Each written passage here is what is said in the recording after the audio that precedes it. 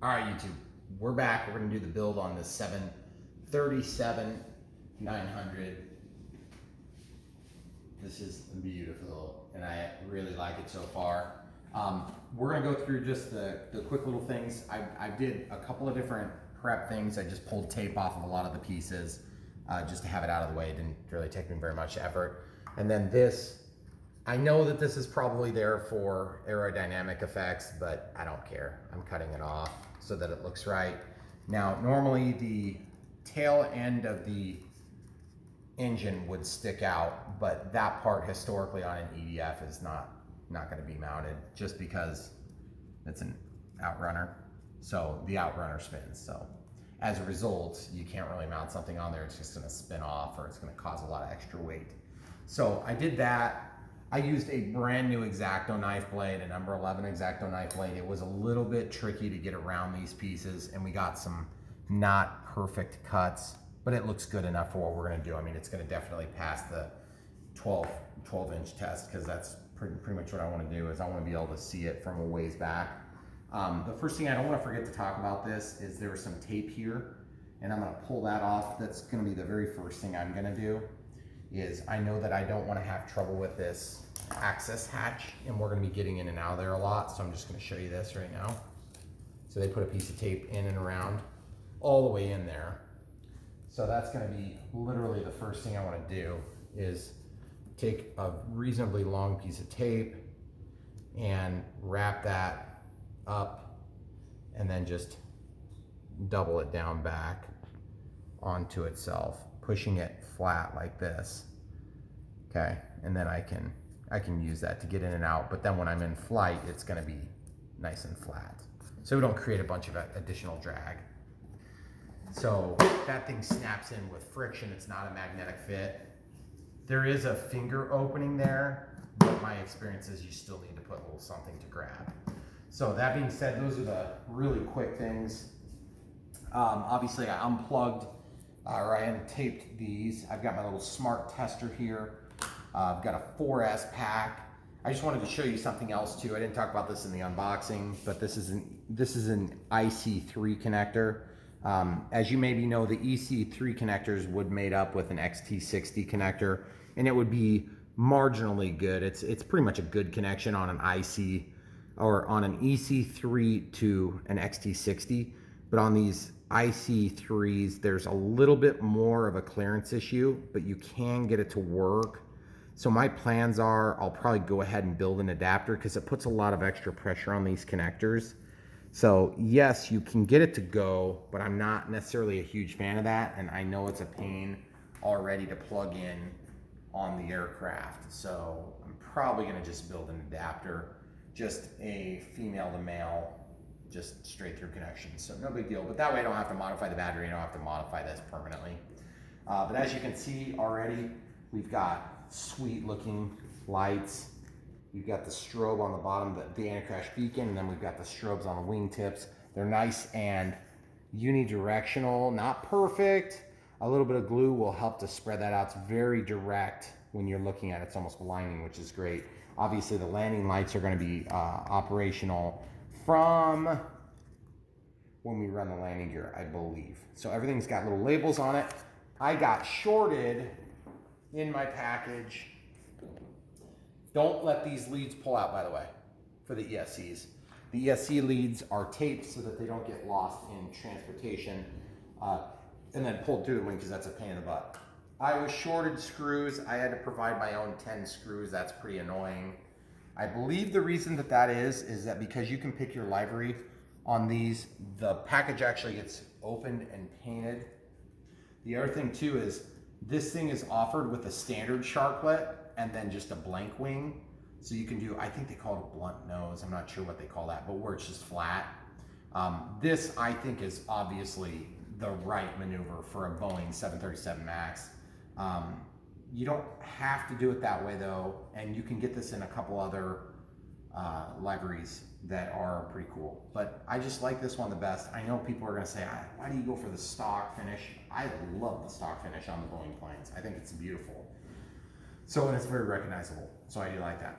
Anyway, without further ado, we're gonna go ahead and I'll show you what I did on this. That way we can get those nacelles glued and then we'll get them installed. This will just take a couple of minutes to show you. Obviously we've already done the one, we're gonna do the other now. My camera crew is gonna step forward just a step so that I don't have the light blocked, because this is viciously sharp because it is cut about 3 inches of foam. Therefore it's extremely sharp still. Trying not to block my light so I don't cut myself here. So as you can see, this stuff cuts super easy. I'm not 100% sure what kind of foam. I think it's EPO, which lends itself to just a little bit more weight and very sturdy and a little bit resilient. Okay, it's going to bounce back some, but it's not going to bounce back perfectly. Okay, the way I did this, it's not, you know, really rocket science here. I just walked around with the blade. You want to go for my left? Let's see if they can see better. And then I just walked the blade underneath like this and just carefully slid it in and just worked my way around just like this. And I just did that all the way around. And then when I was done, it worked out good enough to where I could kind of see the cut mark inside, and then I pulled the blade out of the number 11 blade holder, which is this handle. This is X-Acto brand, not that you would have to use X-Acto brand. I just prefer to use X-Acto brand because it's not that much more for the name brand stuff on this, and I've had very good luck with X-Acto blades. Every time I get cheap blades, they break and shoot into my eye. That's why my vision is so good, because I've had some, oh, I'm just kidding, guys.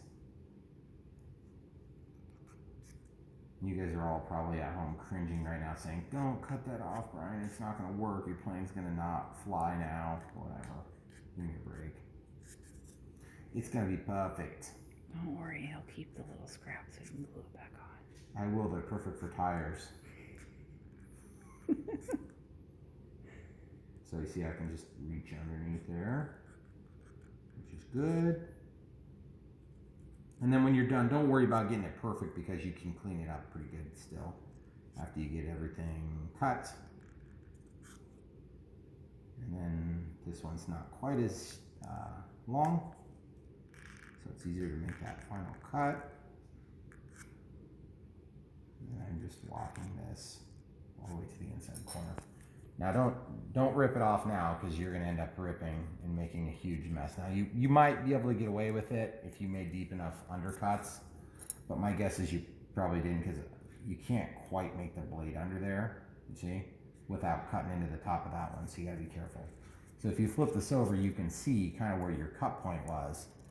So what I did at this point was I got the blade out like this, and I just securely held it. And I went in here and I gotta be real careful not to cut myself.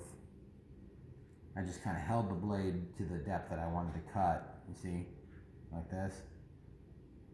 And then I could tell I wasn't gonna overcut, but you have to really be careful the angle you go, because when you have a brand new sharp blade like this, it'll cut without even thinking about it. Are you even seeing what's going on there, camera crew? Yeah, as much as I can. If you don't block my light, please, while I'm doing this, I don't want to cut my fingers. See, I'm just kind of riding it along. And that channel that you've already created makes it really pretty easy to do. And if you're careful about how deep you cut, it should be no problem. But it's just awkward because you don't want to break it. You don't want to screw it up. So once you cut that, then you can just kind of carefully support with your index finger and then break this back. And then just walk your way along and just break it back a little teeny bit at a time.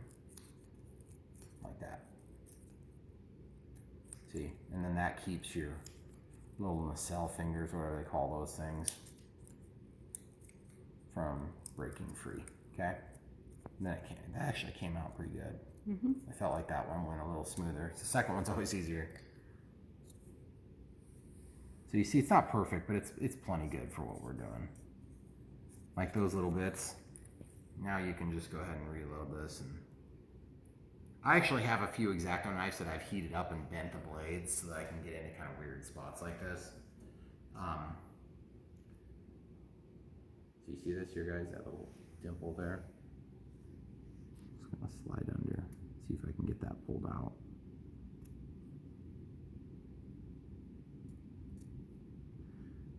Now I can try to pick it.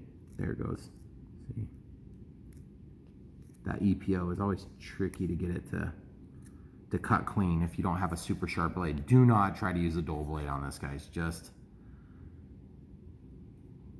do it with a brand new blade. Okay, so there you have it. So that was pretty easy. That wasn't too bad. And then we can go ahead and slide that onto the nacelle. And you'll notice the nacelle shape has that customary shape to it, which is just really cool. I love the way it looks. It looks really nice that way. And obviously you're not gonna have that thing sticking out the back, but that's okay. The exhaust nozzle, I believe, is what it is. So now the next thing we gotta do is start gluing things together. And we're really actually to that step, which is pretty sweet. We'll also show you my next thought was to, why don't we just glue those while we've got access to it. Okay. Okay. So I'm using mucilage. I love mucilage. It's like my favorite glue for this type of thing. Unfortunately, my mucilage is all getting old, and so I have to work like really hard to get it to come out of the bottle. And if I have too many problems, I have a new small bottle, and I may be using that small bottle. And I just don't want it to pop in my hands, because that's happened before too, and that's not fun. My camera crew is cringing right now. It's because I'm on this end of it. Well, there we go. So as you can see, it's gonna come out of there. It's just like I gotta work hard at it.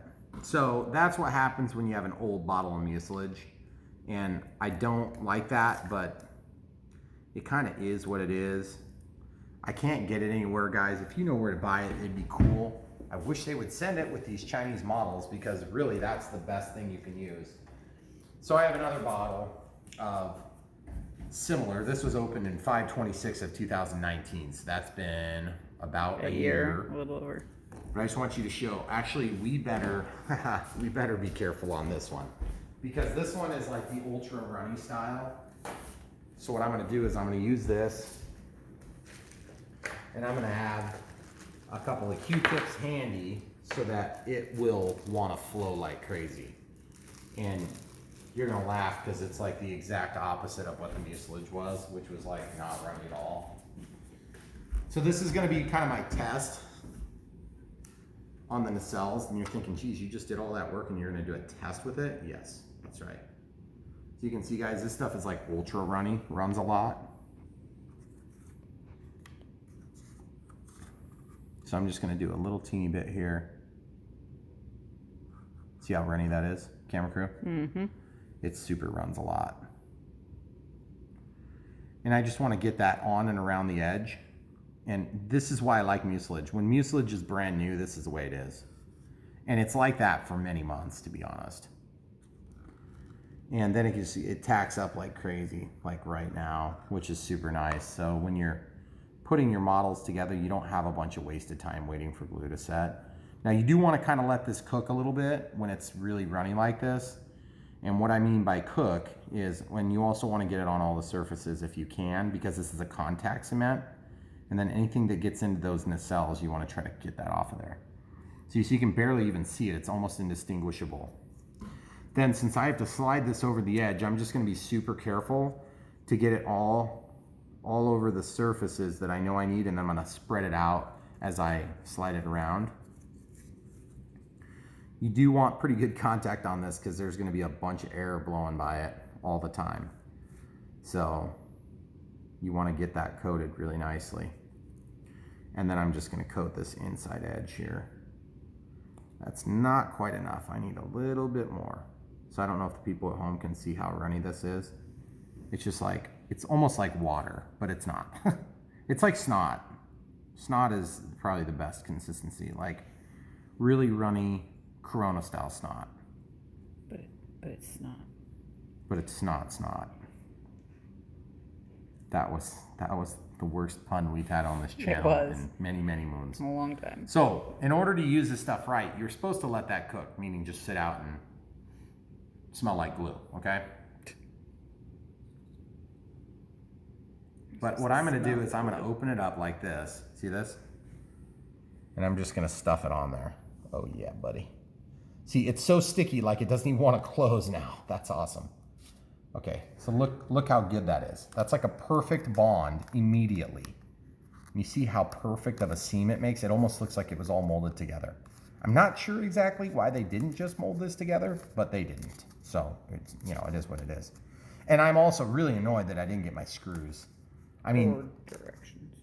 There was no directions, but whatever. I don't need directions. I wasn't going to read them anyway. I was going to make you read them. I was going to read them. So there you have it. So that's glued. Looks glorious. If I come up with an idea for making that work safely, which I doubt I will, because it's like going 200,000 RPMs or whatever it is. So you're not going to be able to just manufacture a little simple something. You might be able to do it if it was an in-runner, because then the outside would hold still. But you're not going to do that. You're not going to do that on an outrunner. It's just not possible. So then we'll go ahead and glue this one here. Same exact process.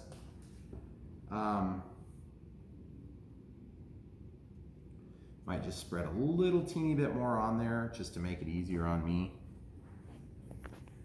And just trying to be careful because this stuff is pretty hard to get off. If you do get it on a surface you don't mean to, use Kicker. Kicker will take it off. But you still kind of, see I got a little bit on the side of the outrunner. You got to get that off of there if you do. Kicker will work and it will pick it up. So this stuff is extraordinarily sticky, which is exactly what you want. And if you get it on there, the Kicker breaks it down so that, you're going to undermine the joint that you just glued together. So, nobody wants a joint that's undermined. Okay, so we'll just do a little bit there and just a little bit on this side so we get kind of like an even distribution. Oh, for God's sake, get out of there. So now I can just schmather this around. It's getting so sticky I can barely use this Q-tip anymore. That's awesome. That's exactly what I want to happen. And guys, you don't need like a ton. It doesn't really need to have a ton of glue. This is mostly a decorative thing anyway. Now when we glue the wings on, that's a little bit different, but you're not just gluing the wings on, you're also gluing and screwing. So we're gonna let this cook for just a second, and I'm just gonna work on getting these strings out of here. I don't know if you can see them on camera. So we're just gonna spread this out and then stuff it in the hole. Oh yeah. Oh yeah. Did I hit the spot? Does it look good? I think so. Proud of myself. Can tell. That worked out pretty good actually. I'm really happy with that. You know, EDFs are one of those things, guys, where if you get them right, look how gorgeous that thing is. And by the way, this is plastic that looks like metal. So I was a little excited. I was about to tell you how it was metal, but it's not. It's plastic. So these are metal. All right, so we've got those done. Now, I really want to put these things on, but I'm going to wait until I'm done with assembling the wings. Mm-hmm. Let's test some servos while those things set up. I just mostly wanted to get those things glued so they could be setting up while we're doing everything else. And when I say setting up, like it'll be done drying in like 5 minutes. So you don't have to really spend a lot of time on other stuff to waste time. Okay, so look at this. We got this is a 3S pack. We also have a 4S pack. If it satisfies your curiosity, I might use it. This stuff obviously sucks right now, so I'm not gonna be using that unless I run short. Or maybe when I need to blow like a big load on the wing, I'll do it. So plug in your smart pack, press the button, go to the servo test. As you can see, you can also walk it. I have it set to 20 microseconds steps, but you can change that, it's definable. So that's your center, so we might as well leave it in the center. We'll go ahead and unplug that. We could also set these ones too. So I don't know if you guys noticed I had that plugged in already, but the the ground is going away from me right now. It is labeled on the side of there. Okay, so there's your center.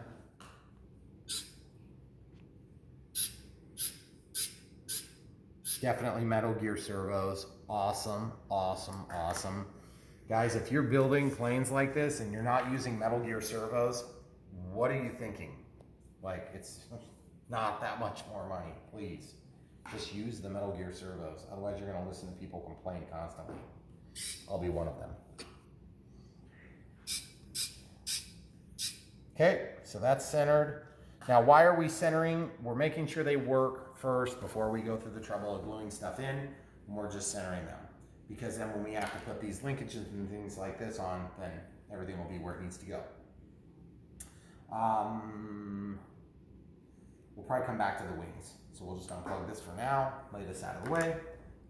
Then we're gonna go ahead and, I don't know if I talked about the carbon fiber spar. It is hollow, it's very light, it's very short.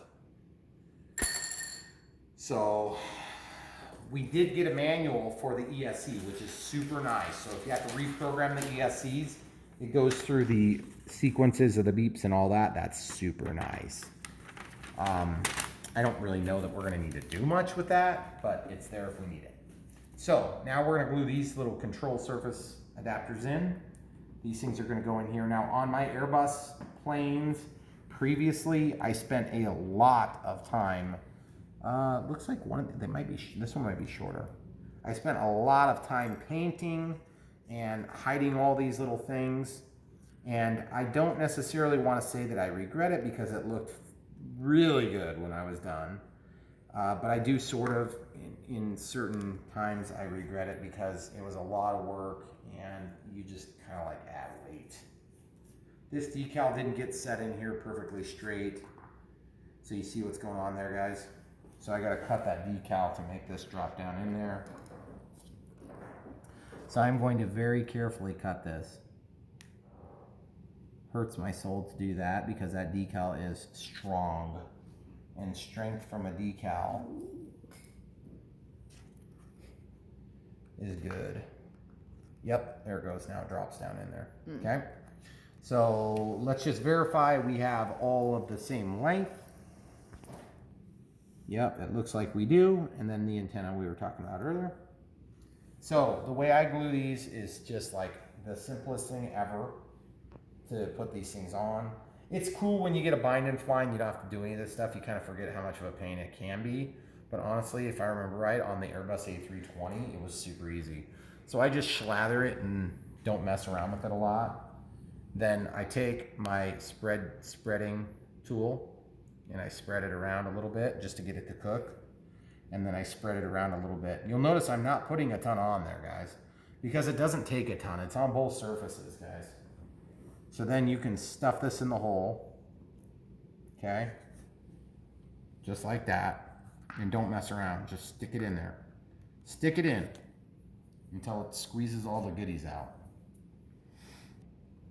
Just like that, and then be done with it. Okay, so that's gonna sit and cook. We'll come right back to it here in a minute. This build series, guys, it's gonna be pretty groundbreaking stuff, I'm sure. You know, this has never been done before except for the last build video on Plug and Fly. But the reason I show you is because historically you guys have said that you like the unboxings, you like the builds. Obviously, if we end up doing this in the customary fashion, we're gonna have, you know, like the maiden flight first, but I don't even know that we're gonna do that on this plane. I think we're gonna give it a full, you know, playlist sort of treatment, which just basically means I'm gonna have a playlist, and the playlist is gonna start with an unboxing, which is gonna be the unveiling, okay? You want the hole that you're using to be lined up over the hinge, okay? That's ideal. That way the geometry doesn't change as much as it would otherwise if you did it some other stupid way. Right, camera crew? Right. That's totally what I was thinking. Yeah, she sits around and think about these things all the time. I do. Just sometimes I gotta stop her. I'm like, just whoa, calm down. Let's not talk about radio controlled airplanes tonight. Isn't that the way it goes? Every day. Yeah, I'm always constantly trying to talk her down. It's my favorite subject. Yeah, it is. Okay, so I'm gonna just ram this in the hole. Just get that magic goo to spray everywhere. Look at the angle, guys. Do you see how perfect that is? You see how perfect It's it moving. is? Yes. Look how straight they are. That's perfect. Look at the molding differential there. Guys, this is a quality model. This is not some cheap Chinese model that was in China that was just shipped to me from China. It's an expensive model that was shipped to me from China. Hong Kong. Hong Kong is China. Whoa. It's China, okay? Not gonna take anything from this. No, it is from Hong Kong. That's where all the best models are made. So now we have to hook up the servos. Unfortunately or fortunately, depending on how you want to look at it, I think we're going to glue these in first just because I kind of got a glue set up right now. Yeah. Like I said, this is not going to be like a super intense process, but I want you guys to see that it's for real. It's not like some made up thing. I have been answering questions. I don't know if it's thousands of times or hundreds of times. I don't mean to exaggerate, but it's got to be hundreds, probably thousands of times. Where can I buy the Airbus A330-600? Yes, that's It's out true. of stock. So it's not there. It doesn't exist anymore because they don't make it anymore. I'm assuming that their profit center at Supreme-Hobbies was the Airbus A320, and the 330 just came along, and then all of a sudden they switched the 330 to the refueling airplane, which is also sweet. But I never got that. And as a result, people were really annoyed for many moons, including myself. Like, why did they discontinue a plane that was so popular? So, but that's, you know, I don't know. Maybe it was super popular and people like to talk about it a lot and nobody ever ordered it. Maybe that was what happened. But I can tell you this, a lot of people wanted to buy that one. And I still have it. It still exists. And it is beautiful and I love it. You see this? Don't like that at all. Don't like that at all. Not even one bit. I'm torn. Do I cut it off and just see if the gray paint is painted? Yes. Yes, you do. See? Gray paint's not painted. That's okay, because that's going to create a tremendous amount of drag. Tremendous. It's going to be tremendous. It's huge. We have to cut it off. Here we go. We cut it off. It's okay. It didn't actually screw it up too bad. You see what I'm doing, guys? I'm just cutting off these little dingleberries. There were some bad ones on this wing. I don't know if the other wing's going to be as bad, but it's just a little, like a tab. Not a big deal. Usually when I'm cutting off tabs on a beautiful plane like this, I'll actually try to keep these little things, because if you accidentally gouge it, you can glue that back into another spot. I wish you was kidding. I'm not kidding. That's dead seriousness. Okay. All right, guys. So these are glued in. So the next step is to probably, you know, realistically would be to go ahead and get the nacelles glued on. Or the wingtips. Honestly, I don't know if there's like a right or wrong. So let's do something totally different than that. I would do the wingtips later. They're just going to be in the way, aren't they? No, they're not. The nacelles are going to be in the way. And beautiful. It's all going to be in the way. Well, that is true. It's all going to be in the way. You got to stick it in there at some point. I'm just looking for my... Okay, there's F for the signal to the electronic speed control. I'm just trying to figure out where the servo wire is. Oh, here we go. This is probably A. Let's test it, guys. We're going to use this wonderful, guys, linked in the description, okay? If you want to buy one, you'll help support the channel. Virtually anything you buy from my links helps to support the channel, meaning we get a few dollars worth of commission every few $1 million is spent. So yeah. It works out great for us. The only problem is this plane, I don't think there's going to be any commission involved. It's just going to be like a courtesy out of the kindness of our hearts. Okay, so we're going to jump into the setup menu. I'm gonna jump down there. We're gonna start. Oh yeah, buddy. That is the servo for the ailerons. And yes, I know what you're thinking. You're thinking, where's the flaps? Where's the flaps, Brian? Where's the flaps? Well, let me tell you something. There aren't flaps on this plane. And yes, after I got done in the bathroom puking, I came out and I was like, okay, you'll survive. I'll have to add flaps at my leisure. But you know me, I'll do that at some point. This thing is going to be a sweet plane. It's going to be worthy of a little bit of effort. Okay, here we go. Here's a bunch of Y cables and whatnot.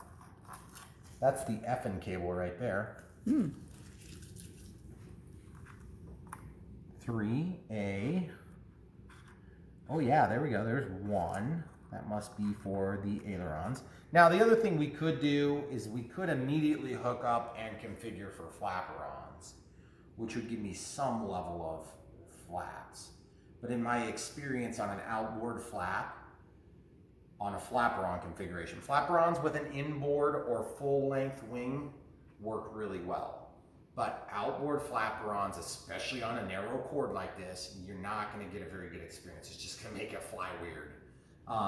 The other thing you could do is you could do flaperons and you could just tie your elevators to your ailerons, which is a trick that people sometimes do on these airliners, because you can run all of them up like spoilers and you can run them all down, but I don't know if I believe in that. I think it's going to fly weird. So I wouldn't recommend it, but some people have done it in the past just to pass that along. Okay, so this is the other aileron because there's a Y cable installed on it. So we can go ahead and stick that in there. Remember, when you're testing these circuits, guys, test it as far back in the circuit as you can, because you're going to get the most bang for your buck on your test, because you're testing the Y cable, you're testing the action control and everything. Make sure you're not binding. Nice. Very good. I'm very happy.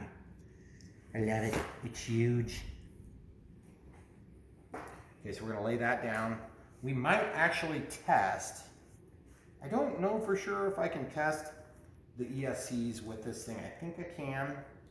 So we're going to try to test that here in a minute. But the first thing we have to do is actually mount the nacelles. Or should we put the wings on first? Yes. That's a tough call. There's a lot of cabling to get in there. Yeah, why don't we do it this way? Let's put the nacelles on first. Okay, so these are not the same, obviously, as you guys probably know. One's a left wing and one's a right. Obviously that's wrong. This is correct, so that's gonna go over here. Okay, they are color coded. In my experience with Supreme-Hobbies, they are not always color coded right, okay? I had to switch them and many other people had to switch the leads to make the ESC run right. Now you could also just hook these up color for color and then switch the direction of travel with your programming. I prefer to switch the direction of travel by flipping 2 wires and taking 5 seconds to do it, as opposed to some complicated, overwhelming process of reprogramming the ESC following beeps. It sucks to do. I've done it many times, but I don't want to do it. So I'm just going to try color for color and see if we get lucky. So we have a yellow. Those are decent quality bolt connectors too.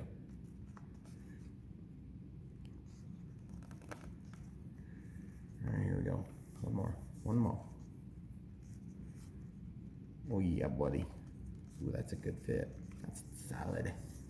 Okay, now I need you to be back just a little bit. Okay. Safety third. Thanks. You're welcome. So now what I need to do is I need to energize the circuit with this. Not sure if this is going to work, but we're going to try it anyway. Okay. I'm energizing one ESC. Yes, only one, because I really only need to test one. I am going to go through the Y cable though. You're probably thinking, but Brian, you're not going to have a common tied. Yes, I recognize that, but I have an idea. I'm going to tie the common through the servo that's there. Okay, so that's going to get my reference on the ground to the reference on this battery, which is a 4S. Even though I'm using a 3S on here, I'm not sure if that's going to cause a problem. I don't think it will, but just to be on the safe side, I'm going to get another 4S just to be on the safe side. So why would you want to have the commons tied together? Well, because otherwise there's no reference for the pulse width modulation. This is 4S. This one's 4S, they're both 2230 Cs. I am gonna go ahead and plug this into the balanced charge lead just for extra grins and giggles. I'm gonna plug this battery in. Now I am going to do a little fancy voodoo magic here where I attempt to immediately just plug in the ESC. I don't know if this is gonna work. I'm gonna go into the servo test. Hey, camera crew, servo test. I'm gonna go to the min setting because I don't want this to like fly off the counter. I need you to help me by holding that carefully, please. Thank you. It could be loud, just be prepared, okay? I'm gonna step it up. Oh, cool.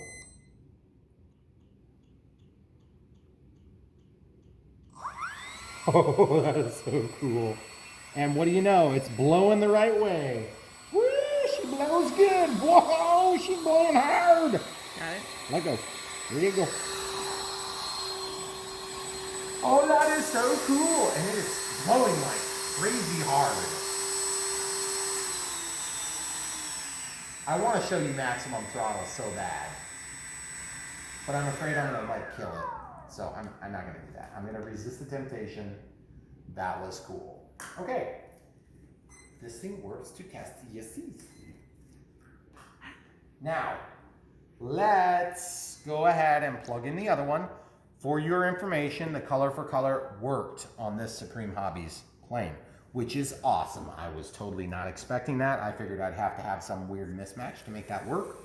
Pleasantly surprised. Okay, now we're gonna plug this one in. Kind of the same drill. Did not have to tie the commons together to make it work. That was also a nice, pleasant surprise. Okay, checking the mucilage / glue, whatever you want to call this stuff, to make sure that we don't have any joints opening up. Sometimes you got to kind of be on it like this little goober. I'm just going to rub it down. Just give it a good rub down. Wipe the little drips. Caleb will be sad he missed. What now? Caleb will be sad he missed the little rubby thing. Okay, so we've got that on there. Now we're going to assume this is going to work. Camera crew, we're going to want to make sure that we have some assistance for this one as well. I can just go around that side. Yeah, or I could just drag it over here. You don't have to hold the nacelle, you can hold that. Okay. So just to be clear, I am going to be plugging in the battery here to the ESC directly. You notice this is a newer style connector here. And let's see if it plugs in. It seems like it's going to go, but it's just a little bit more resistant than the old crappy one. That other one was just like a cheap, junky one. This one's like a high quality one. Oh, it sounds so horrible plugging it in. There it goes. It's in the hole. That's the aileron, right? And that's the landing gear. And then where's the ESC? I don't know, it must be tucked under here somewhere. Where is the ESC? Obviously I plugged it in. Oh, this is probably the ESC, duh, because it's got a Y cable on it. Look at this, guys. There's one lead missing. Awesome. That is the lead that would carry your BC voltage. So you notice there's a white and there's a black. So we have signal ground and we have signal. Power has been removed from that circuit because the BEC, which is secondary to the ESCs that go to either engine, is going to run all the rest of the electronics, your servos, your receiver, your LEDs, all that jazz. It's all controlled by a secondary circuit. So in order to establish that you don't have feedback through that voltage, they do that, okay? You can actually run a second battery for a receiver if you want on this model. I wouldn't recommend it. It's just way overkill and you're just going to make it way complicated and just overwork yourself, okay? So I'm going to unplug that Y cable for the sake of this test. Negative goes that way. Oh, got to check. Okay, we're not at all the way at 0, so it probably wouldn't have armed. Got it? Mm-hmm. Okay, so it's plugged in. Good lordy lord, that's hard to plug in. You good? Mm-hmm.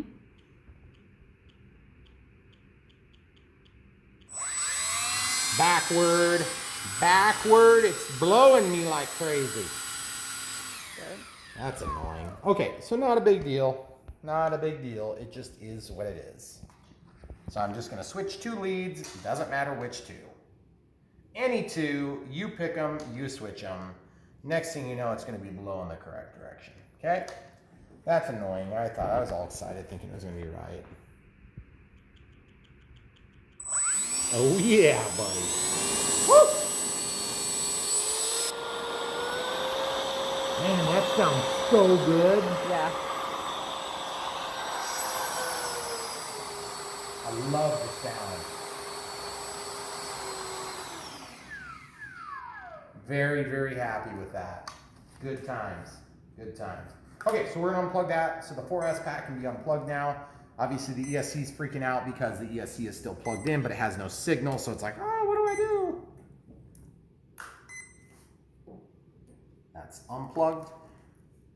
Then we're gonna plug this back in before we forget. Black to black.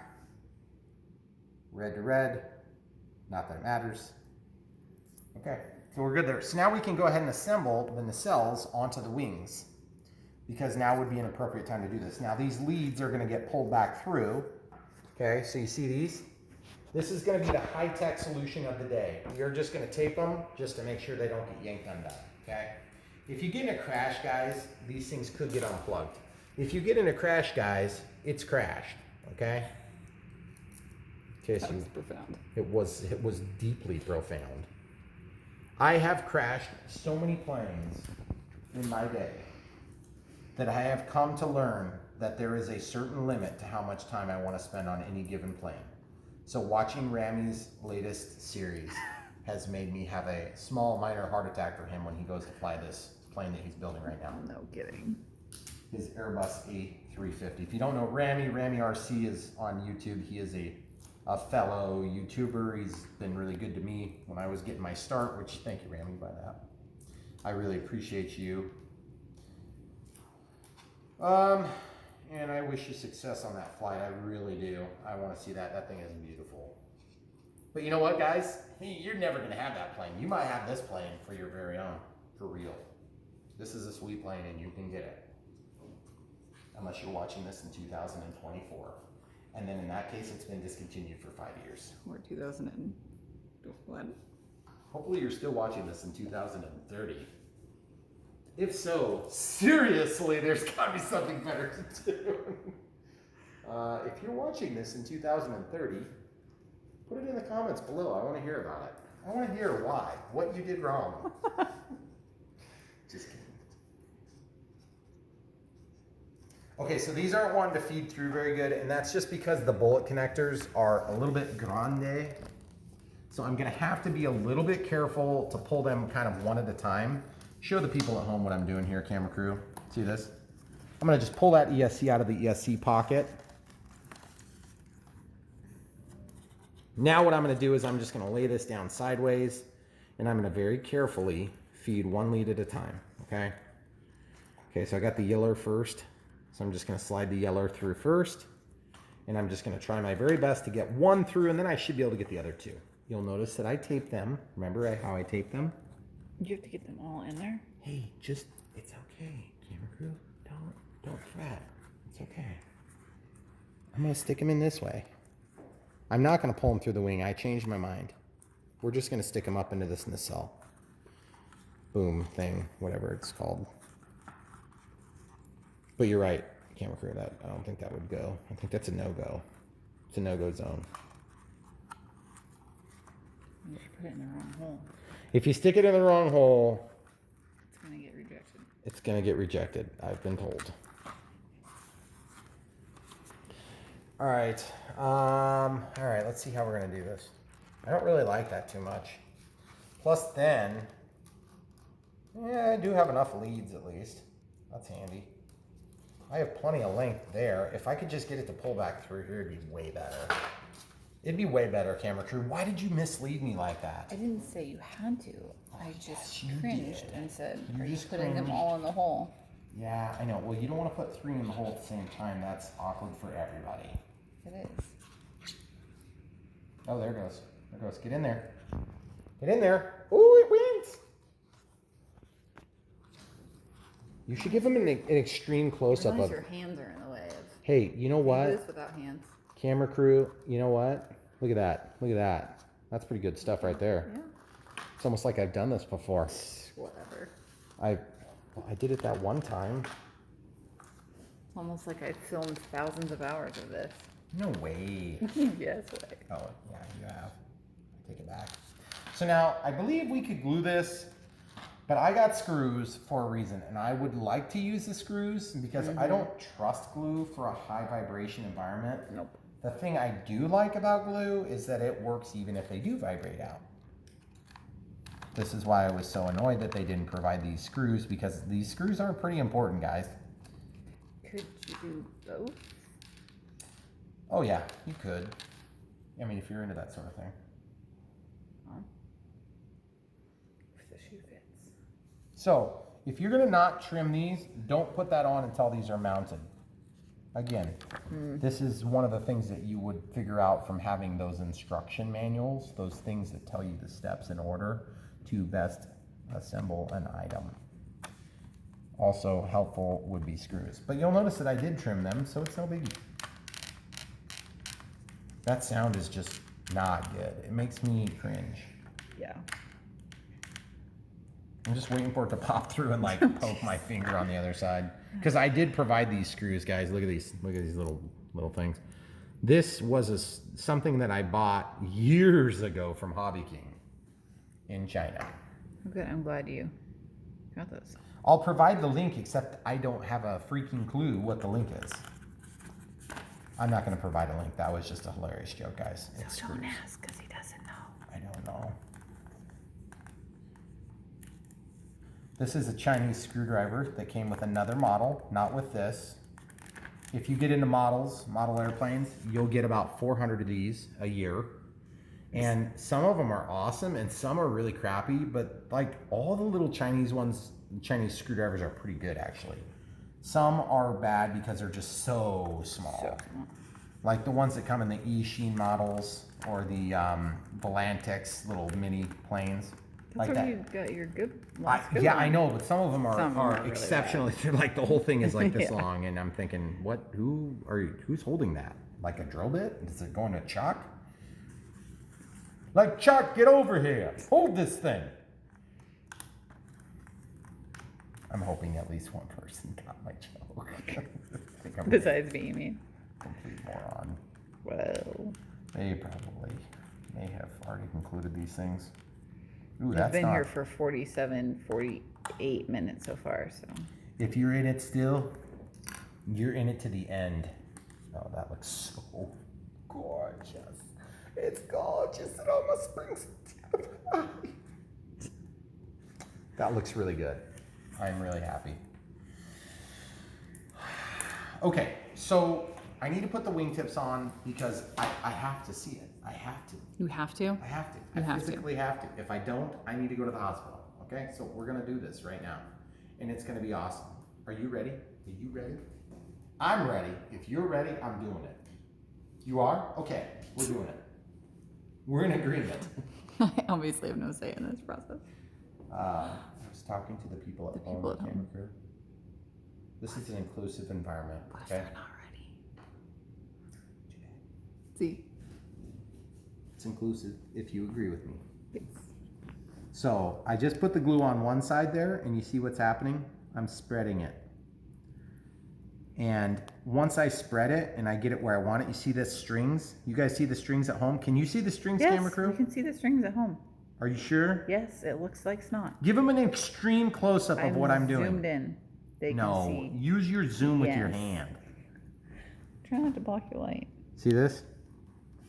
This is what I want you to do, guys, because this is only glued by a small surface. So now, you're probably thinking, Brian, what are you doing? You need to take the paint off. Oh my goodness. Oh man, that plane is going to crash for sure. You know what, guys? Just calm down, okay? The paint is not going to come off. If the paint's going to come off, the paint's going to come off right now while I do this, okay? For seriously. For seriously. For seriously. Okay. Oh man, that's just love the way that looks. It's perfect. Oh, yes.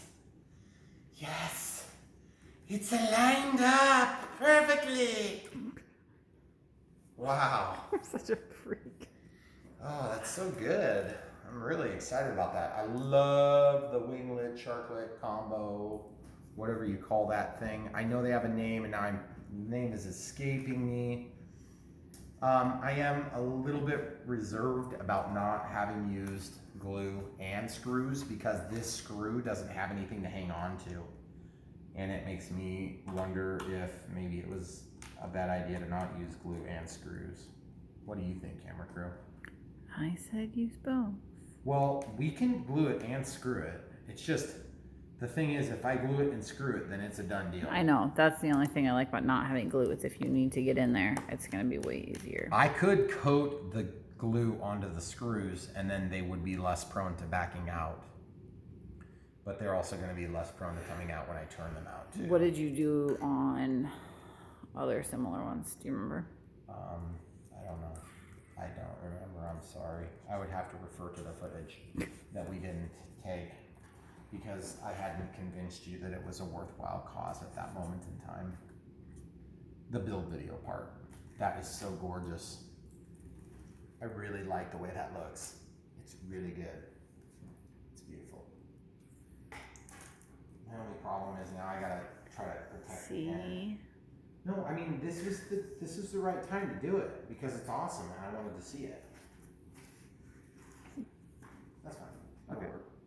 I'll just come over and do this one now. I should have been made aware of this obsession like 15 years Like when ago. we were dating. Yeah, right. I'm an idiot. I know better than that. Hold on. Uh-oh. What? I need my glue degluer. Guys, look at this. This is a tragedy. Look at this. See this? It's the Chinese goop came out. See this? I'm not gonna have no Chinese goop that I did. See how I'm just spinning it? I'll take the sticky side and it'll come right out. But just be super careful. You'll take your paint off really easy. See how I did that? That worked pretty good, didn't it? Okay, you two can do it. Me? I gotta get the tape. No, I meant like, Them. yeah. I meant like the I know what people you at meant. home. That want to do it. Yeah. Right there. All three of them that have stuck around us deep into the video. There's a long ways to go, people. It's not that long. We're gonna get the physical build done. We're not gonna do the radio setup. We don't have time for that stuff tonight. What? What time is it? You act like I have to get up at 5:45 to go to the dentist tomorrow. You act like we've already eaten dinner. Wow, we haven't. Oh no. Oh man, it looks like I need to fast. I don't. Yeah, I don't. So basically, the short story is we're gonna get this thing built and it's gonna be awesome. And then I'm gonna look at it every time I walk by. It's gonna goad me like, hey, you realize I don't have a radio in here yet? Is this going to live on my island? Oh yeah, for sure. It will. I can't believe you're even asking this. All right, I got 3 wires. I'm trying to pull them one at a time. We've already verified the direction of travel of this motor, so. At this point, if I somehow screwed that up, then I'm gonna have to reprogram the ESC, which I'm not looking forward to. So. But that's a big thing to do if you have access to doing that ahead of time so that you don't have this all hooked up and then realize they're backwards. Yeah, you That have. would be a sad day. Yeah, well, I mean, you're just gonna, like, your plane could go in circles. That'd be fun. Be like accidental differential thrust. You know what actually would be sweet on this plane? What, differential thrust? Yeah, you know what else would be sweet on this plane? Slabs? Yeah. You know what else would be really, really, really, really sweet on this plane? What? Leading edge slats. Oh, dang it. How did I not come up with that? I'm embarrassed. Yeah, I'm feeling some resistance here, and you just have to be super duper careful that when you pull on those wires, you don't unplug them. Okay, guys? For reals. I'm actually a little bit tempted to, well, we're not going to use glue on this. We're just not. We're just going to screw them. And if the screws come out, it's behind the engine nacelle, so you don't have the risk of FOD getting into your engine. Camera crew, what's FOD? Something debris. Why don't you think about what F could stand for? Flying? No. What? Just Foreign. Foreign object debris. Oh, did you see what I just did? You dang it. I slipped and my screw dunged it. I know. I'm disappointed with myself. Was it right? Yeah. I think it's like foreign objects or debris, but they just don't give you the O for or. Because then that'd be food. Hey, everybody. We're going to do a food run. No, not McDonald's. Guys, we're walking the runway looking for food. That would be good. And I think you should talk to the FAA like tomorrow about that. The acronym for FOD has been wrong for all these years. We need to add an extra O for the or.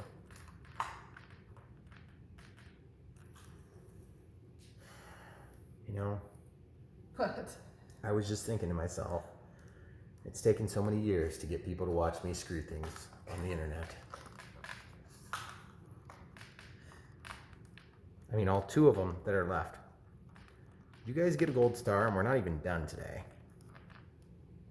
All you have to do is claim it in the comments. Just say, hey, I watched it that one time and you said you get a gold star. And some year I'll explain what that means, which doesn't mean a whole lot. I don't think it means anything, does it, camera crew? Okay, good. And you'll notice I also don't have a lapel mic. Still. No offense, people. I promise. No offense. That's all I'm going to say. This thing is so gorgeous. I love the way this plane looks. It is very gorgeous. It is very gorgeous and it is very beautiful. So we're going to glue this other wingtip, winglet, sharklet thingy. You realize everyone's going to correct you. Yeah, I know that. I know they're going to correct me. I need to be corrected on this one. What I would really honestly like to, oh no, I got the magic Chinese juice on it. Way too much. Yeah, I just sprayed all over it. That's okay, because I actually did want quite a bit of glue on this joint. You know, because it's not like our control surfaces are important. It's more important that your beautiful winglets don't fall off. Yes. Because you know why? It's critical. Because if you have an asymmetry of load in the yaw axis, you're gonna crash. Sure. This would be like full rudder times 10 if one of them ripped off and it was like hanging back sideways like this, which would happen for about 3 seconds and it would fall off the plane. But still, you gotta admit, you know, from all those hours that you've spent on the forums talking about that with your friends, right, camera crew? Mm-hmm. I was just on there earlier. You were? Mm-hmm. Oh, wow. Talking with my friends. And so much more About attractive sharklets. all of a sudden. Thanks. It's like, okay, so I'm gonna just see how it's kind of not coming off of there. That's unfortunate. I'm gonna just push that over. And this just reminds me, you know, like when you're a kid, you get rubber cement, you're like, oh, I'm gonna make a booger out of this. That's what you're basically doing. You're just making a giant booger. That's gross. It's not gross, it's effective. And it cleans the booger off. See, it's better than just leaving the booger like right on your face. That's true. See, look, it's coming off and it hasn't even deteriorated the paint. This paint is better than the last paint on the Supreme-Hobbies one I had, I think. Mm-hmm. Although I don't know, I don't recall the paint being really bad. I just feel like this stuff is really thick and solid. So it's always good if it's thick and solid. That's what I always look for. Thick and solid. Excuse me, sir, is the paint thick and solid? No, I'm not interested.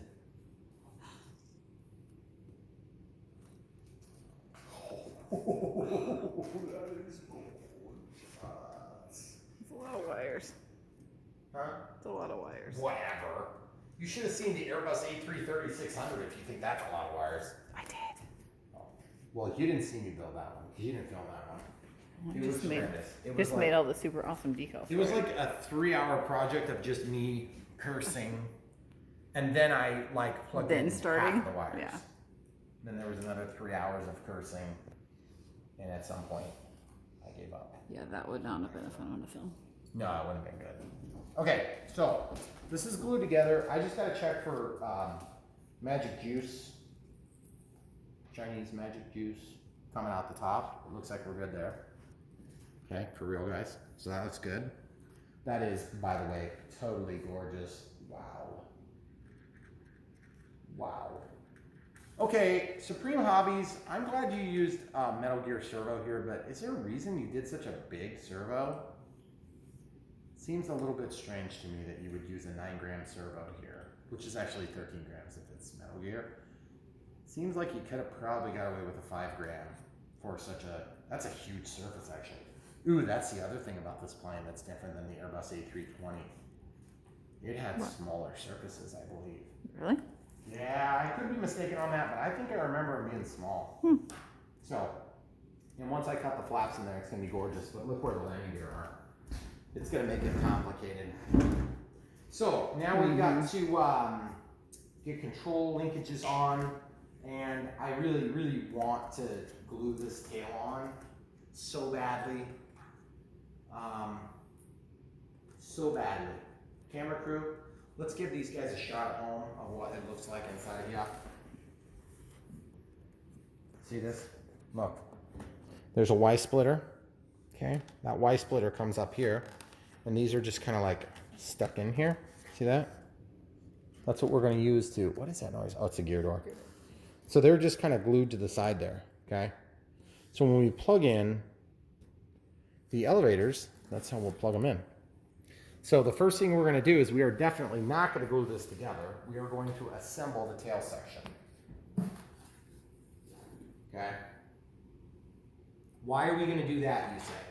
Because, and yes, you can take this out right now, which is nice, because it's out of the way.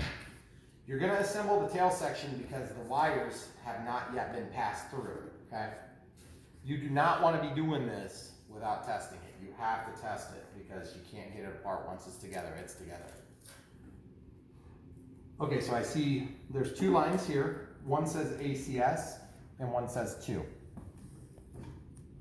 Don't exactly understand what those two things mean, but one of them means elevator and one means rudder, okay? So what we're going to do is we're going to get our servo tester and we're going to actually set that up. Now we can just use a 3S servo tester on this because it doesn't really make a difference. I'm just going to use the 3S pack. By the way, these are all in storage mode automatically from the smart technology, which is sweet. So I didn't do that. I just have to have them ready when I'm ready to use them. And these smart batteries can be charged at like 4000 C, so it's really nice. That's an exaggeration, guys. And the chargers are so simple that even I can do it. Yes, she can. I know. It's strange. Oh, ACS is lights. I thought that was a servo connector. It's not. Well, what the heck? That means there's another servo in there somewhere. What is going on here? Oh, you got to stick that all the way forward, guys. Look, I thought there was an extension lead. There's not. So this is the actual lead. Okay. Mm-hmm. So I'm just going to straighten that, make sure we don't see any chafing in the cable, because there's nothing worse than a good chafe. I'm going to pass this through the fuse. A launch.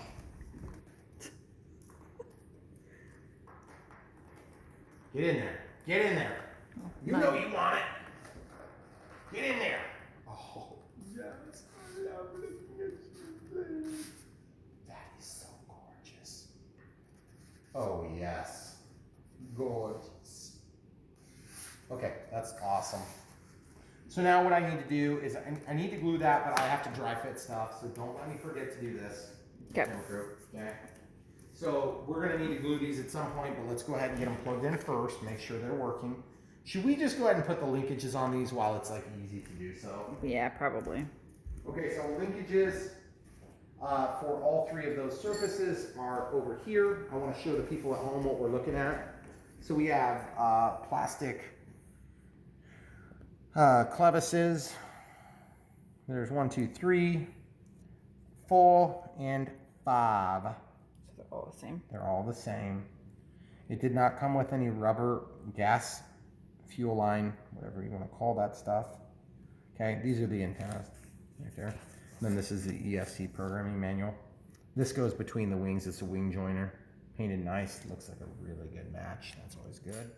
It is painted though, so it'll scrape, but it's going to be a perfect match, which is nice. Okay, so what I'm going to do is I'm going to ram this in here. Sometimes these things are exceptionally difficult to stick in. This doesn't feel especially bad. But you want to get them into where they're biting. And my experience has been, guys, I'm going to get the drill. I'll be right back. Oh, okay. Use a drill. Okay, this is going to make it easier. So what I want to do is I want to take the chuck. Chuck, we got a job for you. Okay, Chuck, get in there and do your job. So we're going to screw this in. See that? Oh yeah, you don't want to break it because it's gonna feel weak. Chuck, you're weak. See that? I'm gonna run it all the way until that thing is bottomed out, okay? Then I'm gonna run it back. And then I'm gonna run it forth. And then I'm gonna run it back. And then I'm gonna run it forth.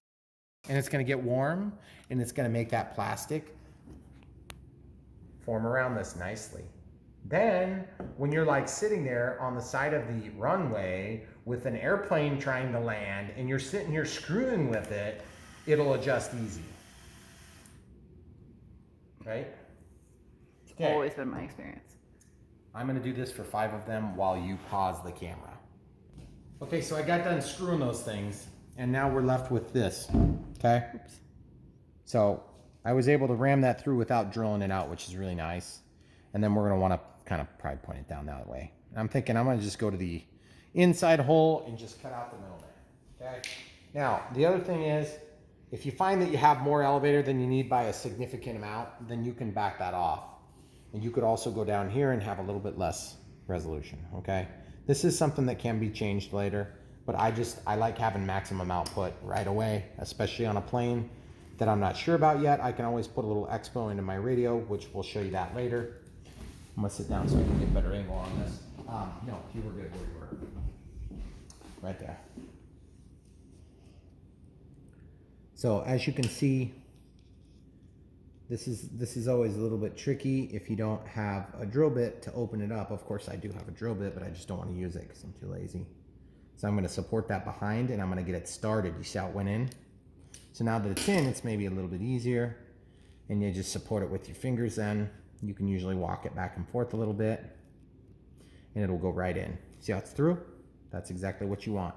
The tighter those things are, provided they still move free, is the better. You want as little play as you can because that's going to translate to efficiency between that movement. Now, as you turn it, you got to be careful because you can break that, especially on the end. That last hole is going to be the weakest because you have the least material on the outside. So if you screw that with a drill, you're going to make it a lot weaker.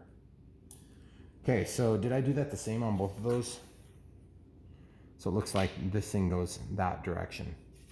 So when this is on the plane, if I need to get to it to make an adjustment, that's going to be, I'm going to have to spin it toward the plane. Or I can go like this and spin it toward the plane. But just keep in mind, you got to think about that. Now the other thing you can do is you can get your screwdriver and you can cut a hole like right here. And you can get in there and hit that screw and then you can take that linkage off, okay? But as you noticed, I actually did move these. So what I have to do, unfortunately, is go ahead and center them, okay? So I'm gonna plug it back into my servo tester.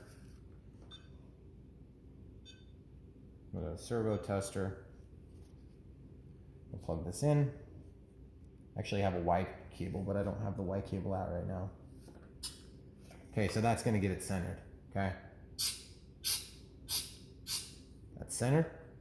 So I'm going to walk it over here. And I just want this to be mechanically square. Hey, can you get my, I got to grab my booger puller. I got a booger puller, guys. This is the booger puller. I noticed I had a booger. See this? It's all tacky from where that glue's set up on it. So watch this booger. Watch this. Oh yeah, buddy. Just got it off of there right there. without even hardly thinking about it. So that booger is now on there. So I can lay this on top of the battery. All right, so that's centered via pulse width modulation, not via my guessing, okay? So now I'm gonna lower this down to probably the bottom, I'm guessing. We could actually go to the middle hole, and I'd be kind of smarter to do that on this plane. Okay, so now look at this, guys. Can you give them an end shot of this? See where that is?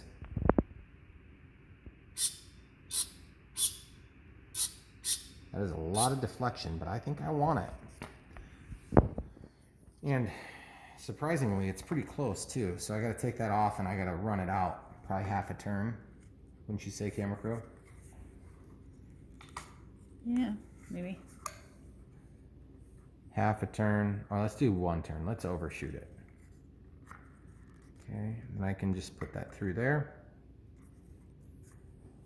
Oh, look how nice that straight edge is. That's pretty stinking good. Okay, so we're gonna snap that through and retest.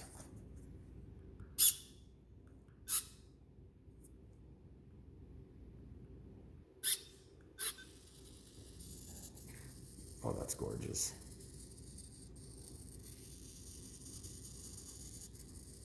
Look, my glue's not dry. Sorry guys, that was kind of embarrassing. But it's good to know because that means you see what happened there?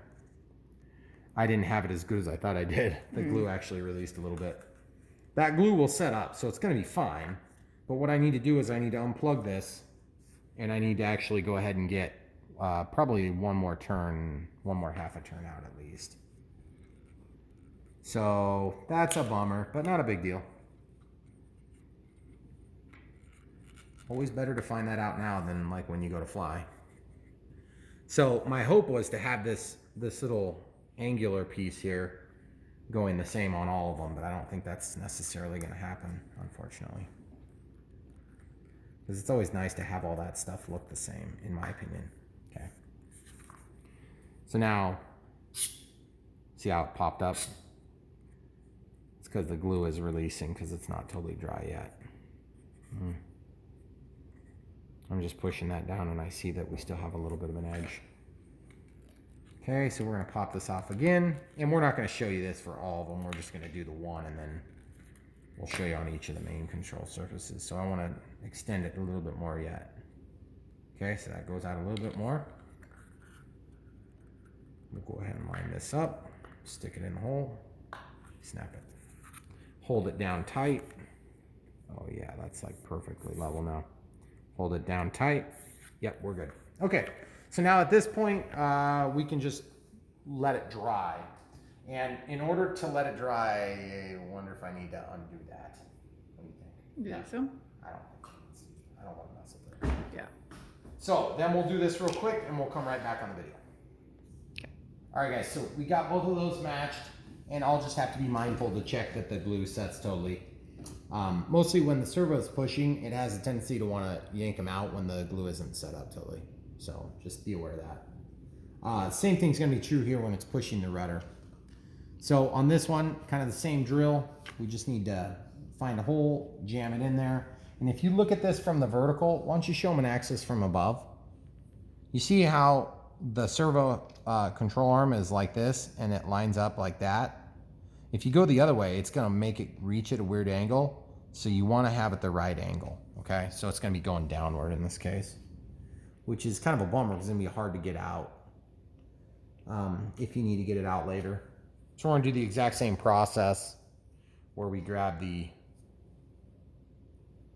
that's the way we want it. So I'm just gonna grab this and try to kind of line it up.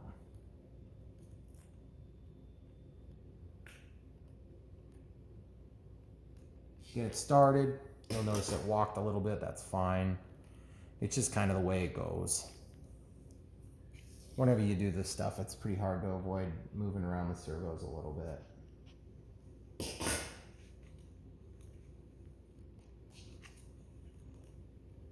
Get in there. There it goes. And then twist it. Don't dink around when you're twisting it though, because you'll cause all sorts of wear and tear on it. And unfortunately, I got to pull this out so that I can test this. we'll just plop that in.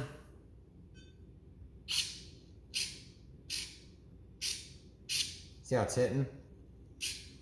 And there's just a little bit of binding there. I think what I'm going to do is I'm just going to actually use this tool to push it down, because I don't want to compromise the decal because it's beautiful. See? That'll work. So now that's centered. So we want, of course, the rudder to be centered. Now I don't know how much rudder we're going to need on this, but again, it's one of those things where I can always take a little bit of the authority out with Expo or with dual rates. But for now, I'm a little bit tempted to just go to, because you see how much penetration we have on the threads. I don't think we're going to get down to the bottom hole. We're just not going to get there. Not without doing something drastic. Because you see, at some point you're going to strip your threads out. Although this is the rudder, you know, it's not like the most, I mean, it's an important control surface. It's a primary control surface. But this really should have been longer. So we'll try, it's not quite there. I guess we're gonna go to the minimum one, which kind of sucks because I would like to be able to control it a little bit more than that. But it's a rudder, guys. You're not gonna use the rudder a ton. For coordinated turns, sure, but you're not gonna use it like, the output on the steerable nose gear is probably gonna be a bigger deal for when you're taxiing. Because this thing is gonna look really good taxiing. So you're gonna wanna do it a lot.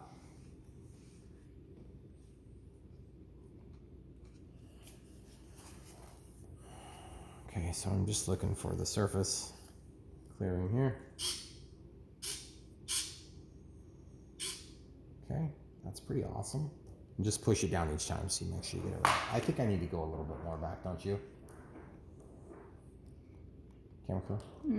A little bit, not much. So there's one full turn. That's, I think, if that's not it, I'd be surprised. Oops, sorry.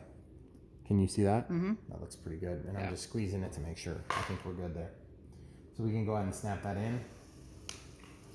And that's probably okay on the rudder, because like I said, you're not going to use the rudder as much as you're going to use the other primary control surfaces. You'll use the rudder on the steerable nose gear though. So. All right, so now that that's done, we can go ahead and actually glue these items on, which will just take a few minutes. We're going to use our booger grabber, and we're going to use our adhesive. We've obviously got those to add on to the ailerons as well. We may be running out of time for tonight since it's almost midnight. And at which point you guys won't notice any difference, but we may have to get this to the point where we can wrap it up for today. So these are already situated where they need to be, and the glue is gonna set up, okay? So you just don't want this to be in a way where it's gonna come out or be a problem for you. So what we have to do is we have to plug them into these controls here, and then obviously these things are gonna get yanked up so that we can plug them in. So the black is going away from me. The black is gonna go up and away from my belly. See, black to black, red to red, white to white. Ooh, it tried to push this connector out, guys. See that? See what just happened there? I've seen this before, guys. This is why you gotta be real careful. You see what happened there?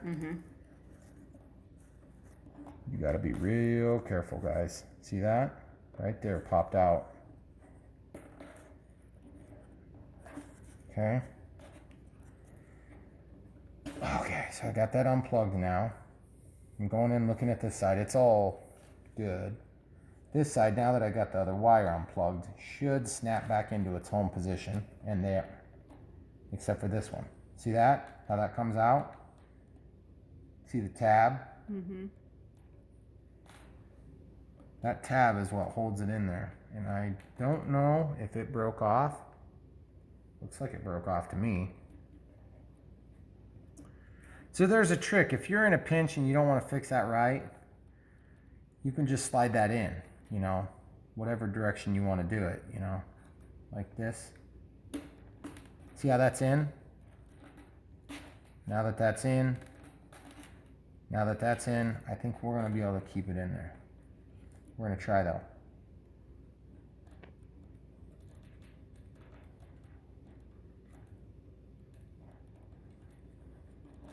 You can take this off and you can see that thing where it goes. Sorry.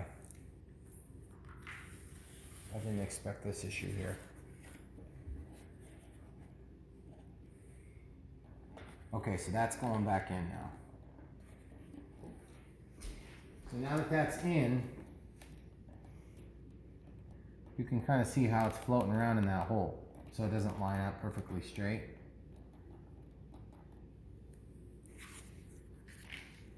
We're going to support it and see if we can get it to go.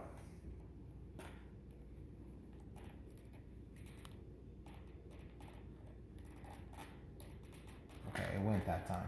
Okay? So that's going to be critical. We're going to very, very closely check that. And that's a Y cable, it looks like. And then from the Y cable, does it go to an extension? Yeah, there's an extension off the Y cable there. Show the people. So worst case scenario, you replace the Y cable, it's not a big deal. Okay. So that's definitely something to be checked on in just a short order. So we're going to get both of these in place, physically mounted in place, ready to be stuffed in the wires. So we're going to grab this and just unglue it from the side. And we're going to do the exact same thing, except hopefully we'll have better luck with this side. See, the brown goes to the black, yellow goes to the white. Okay, I feel like I got them to key in properly. Okay, so that's in, brown to black, red to red, white to yellow. That's correct. So now we have to slide that in there. We'll dry fit it, and then we'll go ahead and glue these control surfaces on, or the horizontal stabilizers. Can you test that before you have to glue it? Yeah. Okay. I gotta get the wires in there first. You see this here? See, I'm pulling that all the way in? Yep. You gotta pull it all the way in. It's the only way to do it. See how this one's kind of tucked in there? So I gotta just real carefully. This would be a good place to have forceps. Which, again, I've got forceps. They're in the basement. I was just too lazy to go get them. Okay, so we'll just key this in. Now that I got those through, we can do it the easy way. Oh man, I didn't put those in the wrong side, did I? No, I don't think I did.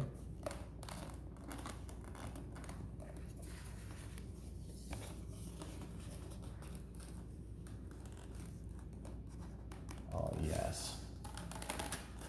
Nice fit, nice fit. Look at that gorgeous gap there. Oh, that's so good. Look at the angles, they're perfect. The perfect scale lines on this plane are just what got me with it, you know. Okay, so now we test. Only one thing to plug in, so it should be pretty quick and easy test.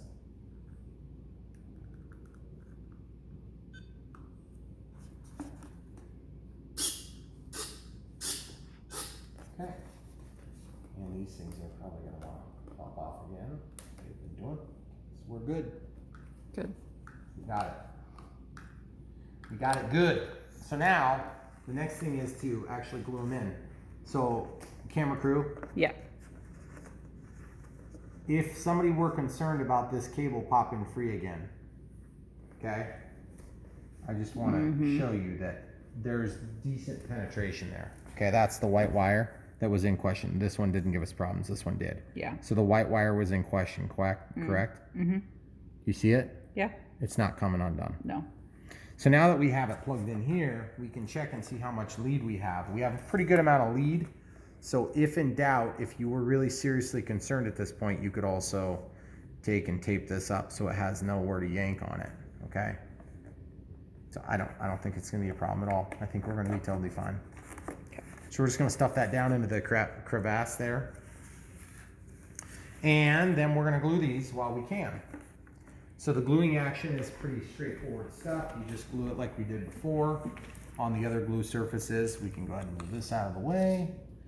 And then we're gonna go ahead and get this ready.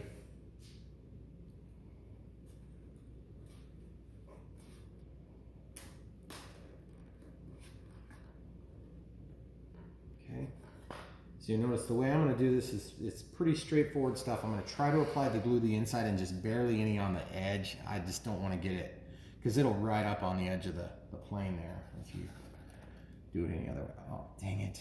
Unless you drop the bottle on it. See what I did there? Jeez. Yeah, I know. That's a lot, right?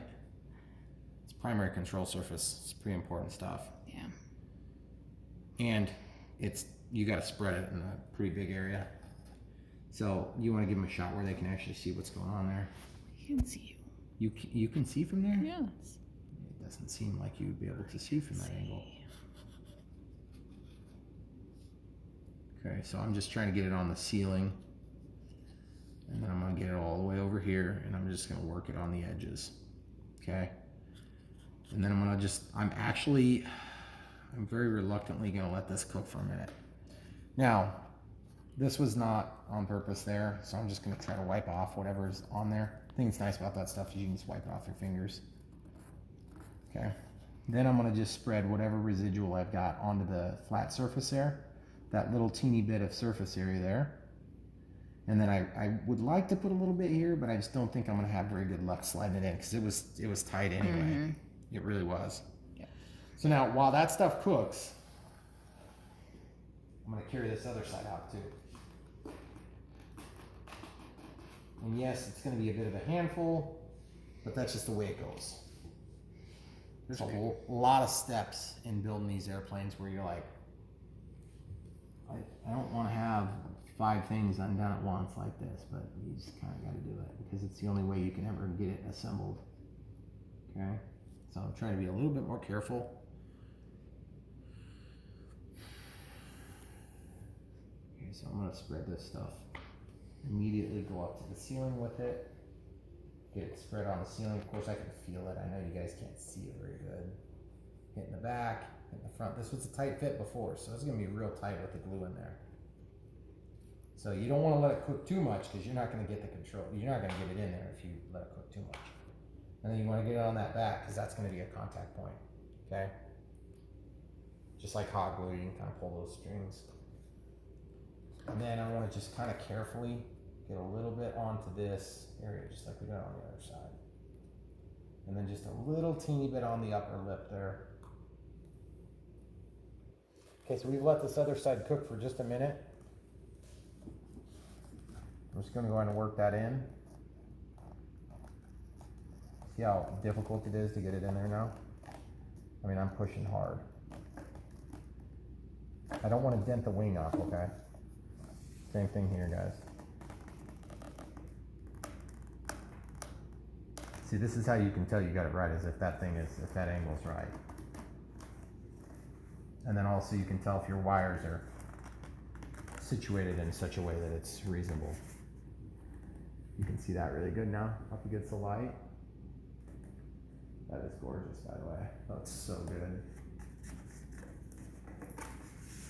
You know what'd be really cool is if you bought this plane and you had some place in your house where you had like a wall, and you mounted this on one half of the wall with the wings, and then you mounted this on the other half of the wall, so it looked like it was flying through the wall. That'd be cool.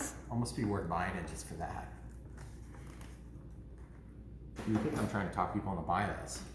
I don't know. I like it. This plane. It's pretty awesome. It won't be a selling point for their wife. Father's Day is coming up. Just saying. Oh, good. Happy Father's Day. Okay, so now on this, and we also got to be prudent to check these for pressure, because they're attached now. So we're going to go ahead and glue. Now I want you to show the people in here. This decal wraps around the edge. If you were super concerned, you could try to cut this and take that out. I'm not really concerned. There's going to be plenty of contact area in there. After the first 6 or 7 crashes, you're not going to care anyway. Yeah, it'll be fine. Pretty good amount there. See? I know. It's a lot. It's a lot of magic juice in there. So much it's running all over everything. Ooh. I know. See, that's the problem. So we can just spread that all the way down to this seam. Go ahead and get it up in the edges here. And we'll just spread that all the way down to the end. Are you avoiding the wires, or are you? I don't really care if I hit the wires. I mean, it would be nice to not hit the wires, but I'm not really super particular about hitting the wires or not hitting the wires. I'm not trying to hit the wires, but I'm trying to hit any of the surface areas that I believe are going to mate up. But again, you can't really see, so you're not really 100% sure. Whoever designed it probably has it in like a CAD drawing, but beyond that, you're not going to know. Do you see that, how I get that little bit of residual, and I can spread that all the way back to the decal. Now, ideally, when mounting this, you gotta be real careful because we gotta feed that wire through the hole. Yeah. Okay. So I do want to get a little bit on the bottom, but not on the sides, because if you put it on the sides, it'll eke up on the sides, and it'll look like crap. But this is an important control surface. So well, this isn't just a control surface, though. This is actually a very important part of the airframe. So if you don't get this in straight, it's gonna not fly well. But I don't think you're gonna really have a problem. It's a very good fit. It's very tight. It's tight like a tiger. Right? Just saying.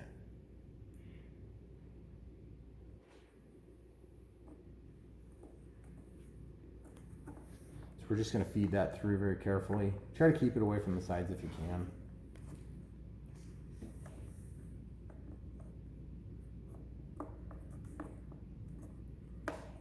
Can I help you? Probably not, but Okay. thank you. I appreciate the offer. I mean, it kind of needs to cook anyway.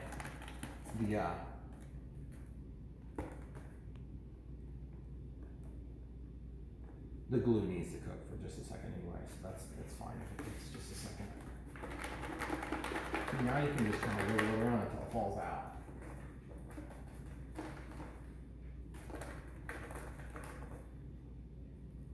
That looks ridiculous, but actually that's probably about as easy as it's ever gets to do one of these things, one of these tails. See how hard it is to push in? I'm like squishing everything out. Yeah, that's through. See, it barely even wants to go in there now. Ooh, man. That looks so bad. Yeah. But it looks so good now. Look at that. That is so gorgeous.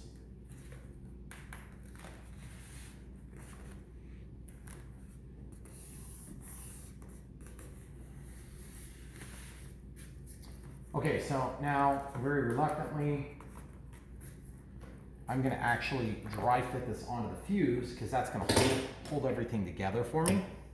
Okay. So if you wanna just kinda hold the tail up just a little bit for me. Then I can pass these wires through for a test, and then we'll probably end up being done, since it's like, Dinner time. 5 minutes to midnight. Welcome to my world, YouTube. That's the real world for Brian Phillips RC. And the rest of us.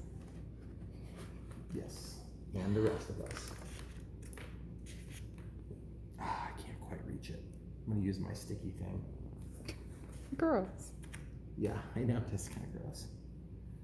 Yeah, I'll try to walk this in all the way. Ooh, that was scary. There they are. There you go. No, I got wire for the lights, and then I got wire for the. Okay, there we go. There's that, and there's that. Oh, that's so cool. There's something about a plug and fly, guys. I hate putting them together. I hate it, and it's so much easier than an ARF, and it's so much easier than a kit. But there's something pretty cool about it, because you get to see it be birthed.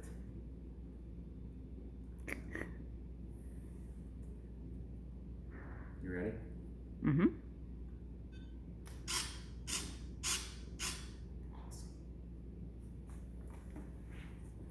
Now the rudder or elevators. Awesome. Everything is working. Now we push the controls in, and we take a quick image of this, even though you guys won't realize that this is going to be a different day. aside from light conditions will change. Look how stinking awesome this thing is looking. It is gorgeous. I mean, gorgeous. I'm loving the way this thing is coming together. It's coming together real easy, but it's just a lot of steps. And I'm real particular about stuff, so you could probably do this in half the time if you were concerned about getting it done quick. And just look at the scale lines. Look at how good they are. The decals, everything is just perfectly straight and applied just right. I am so excited to see this thing in the air, but I'm even more excited right now just to see it built, because it's gonna be gorgeous. All right, that's all you get for tonight. More coming soon. YouTube, we're back. Okay, 737-9, the 737 MAX 9. Beautiful Boeing aircraft. We're back to finish this thing. We were gonna be doing this with lapel mics, but they came dead on arrival. So, no thanks. They're on their way back. So we're gonna start by just verifying that our wires came all the way through. This has been sitting, this is supposed to be tomorrow, but it's not tomorrow. It's like a week and a half later. Yeah. Because I've found every excuse not to work on this. I don't understand why I do this. Anytime I get into a big project, I just always want to leave myself enough room to like come up with some other reason not to do it. I don't know what my problem is with that. We've been kind of busy. Well, we've been like really busy. Yeah. So the reason I'm concerned about this is that there's this one LED wire that's maybe not as long as the other wires. Oh. And so I want to make sure that I have that down here, because one of my issues is I'm like really annoyed with having this thing pop off all the time. Mm-hmm. So we're just, are we gonna glue it now? Maybe we should test now that the glue is set up. If we test it, then we know for certain that we're gonna get, this is gonna fly on 4S, so I'm gonna use a 4S pack. That was a 3S pack that I picked up. So we use the 2200 4S for the testing. It's not necessarily gonna make a difference because it's just a test, but I wanna just make sure that we don't have some difference in voltage levels. So as you know, this Spectrum XBC 100 works really nice. I've been really happy with it. So I'm actually just gonna plug in the smart pack here. That gets it energized. And then I can go to servo test. Okay, so I'm in the servo test. And all I'm gonna do is test the elevator and rudder. So whatever 2 is. So we've got the little plug here. Okay, so this is gonna center it and it's gonna test it. Looks really nice.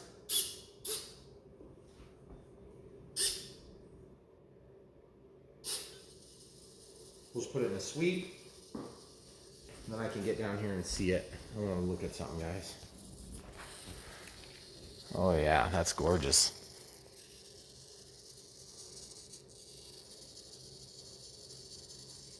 And you're probably thinking, geez, Brian, that's a lot of movement.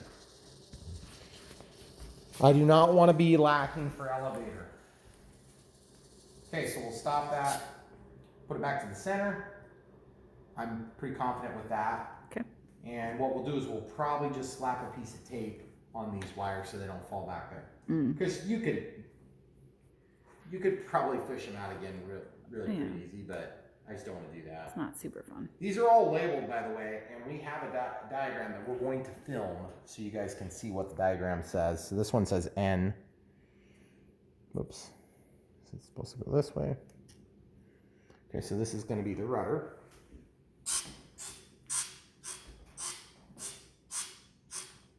Okay. Put that in the sweep.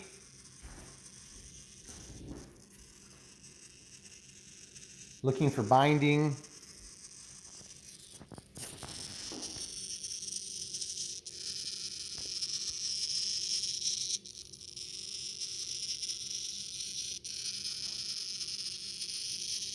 There we go, finally got it to focus. As soon as it gets focused, it goes away. Man, that is gorgeous. Okay, camera crew's taking back over. So that's probably about right because we had a length issue on the linkage. So we couldn't put it on the innermost holes. That's right. So no big deal. I'm confident with that. So we'll just walk it back to the middle with the tester and then pop that wire out. Now this is the wire for the light. I probably could actually plug this in to the tester, but I don't want to burn out the LED. So I don't know if there's a resistive, a current limiting resistor within that. I mean, it's almost certainly there's a current limiting resistor, but these might not be set to run on 5.5 volts. And I believe that's what we're going to be running on because this is going to emulate a BEC output. Okay. So, which is one of the reasons why for years I didn't use a tester because I knew exactly what I was getting for my output on the BEC. And keep in mind, BECs can be low voltage or high voltage. You can run on 7 volts or sometimes even higher on big planes. So you have to program that into your more advanced, more sophisticated ESCs or BECs or UBECs. Got that? Got it. Mm-hmm. Taking notes. So now we are going to finish where we started right after we glue this. Let's give them a shot of the information that we found. Okay. What I want you to do, camera crew, is we're just going to give them a shot of this. This is just the information. So it's the XRP is the brand. We were calling this Supreme-Hobbies. It's actually not. Just give them a good couple of seconds. Just pause if you need to Pause your see. video if you need more. I'm going to get my hand out of there. And then we're going to go over to the next picture, which is the center of gravity mark.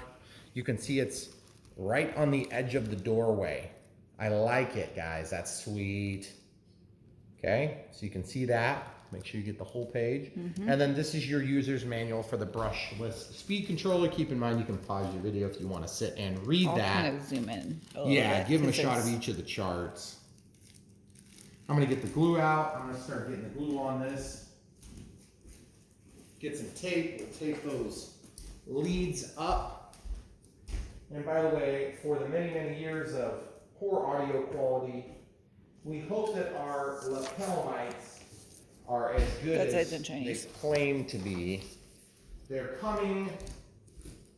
They were already here, and they sort of like let us charge once, and that's all we got out of it. So you see what I'm doing? I'm just throwing a piece of tape on these wires in the unlikely event that I need to fish this out. I'm going to have to open this up to put the glue on, so I can't tape it tight. Okay, so now, just real quick, if you didn't already hear this from earlier conversation, this can be removed. You can order these differently, okay? This section can come out, this section can come out. That goes from a 900 to a 700, okay? But they have different decal packages that they use. So just keep that in mind. This is gonna look a little bit weird if it's a 700 configuration with a giant 9. So just FYI, but the winglets, these are like a sharklet. I forget what Boeing calls these things, these sophisticated winglet sharklet up and down things, whatever they are. They're cool looking. They also have just like a clipped wing, and then they have a regular sharklet. So you can get whatever you want, but they don't ship them all with the plane like they did when it was a Supreme-Hobbies product. These are Supreme-Hobbies molds, just so you know. So they are the same exact plane, with the exception of the electronics appear to be a lot better wiring, which is kind of nice. And that was one of Supreme-Hobbies' failings. And my Airbus A330 actually had yellowing glue, which I knew. And I bought it anyway. Right, yeah. I had crashed my Airbus A320 because of some rookie mistakes and bad luck. Mm-hmm. And actually not just rookie mistakes. I was trying to do the right thing. I was trying to be safe because I made a mistake. I got too far away from myself at twilight. I couldn't tell where I was going. And so I figured, I'm like, I gotta bail. And that was really, really, really, really disheartening. That was a sad day. I was like practically crying when that happened. Because I love that plane. I had just spent like about 50 to 60 hours on a lighting project, and I had added all these lights, and it was so much work, and it was so beautiful. And yet it wasn't quite beautiful enough that I could see it from a distance. You see this? I'm just going to spread that around. I really do not want to be even questioning this glue joint. I'm going to probably add a little bit more. I just can't see very good on that side. I am not going to keep holding this there for the camera. I got to be able to see what I'm doing here, camera crew. Unfortunately, I'm gonna have to pull these leads out. Maybe hold them up. No, I'm just gonna do this. Okay. I got to make sure this thing gets glued right, because this is just important enough. You can give them whatever shot you think you can get away with there. This stuff needs to cook off just a little bit anyway. I'm going to apply glue to both sides, which is going to make it extremely hard to press together, and that's just kind of par for the course. By the way, mucilage is back in stock at Hobby King, guys. I just ordered 6 tubes of it. Pops in your hand, not in your mouth. If you guys remember that from years past, that's what we used to call it, because it does. Do you remember that? I do. Gosh, is there like a jet engine taking off No in kidding. here? Oh no, that's our charger. Yeah, you should, while I spread this glue, this really exciting process, you should go over there and show them what the heck is going on, because that is pretty cool.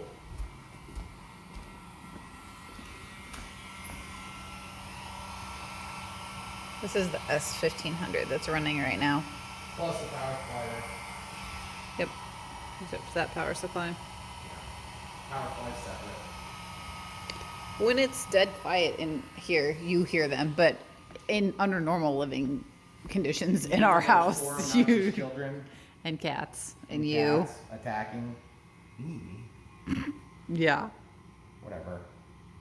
I'm not loud at all. There's no music coming out of that room or giant loud airplanes going by in the videos at all. Never. Never. Okay, so I'm just gluing both sides of this, guys. Normally I don't bother with spreading this stuff on both sides, but that's actually the way it's supposed to be. It's a contact cement, so you're supposed to actually do both sides. And there is a lot of contact area here, and I want to just really capitalize on using up the contact area, because this is one of those things you don't want it to break. Now also, I don't know if you guys remember this from my Airbus A330-600, which was a Supreme-Hobbies product. I made the nose removable with 3 magnets, 3 rare earth magnets.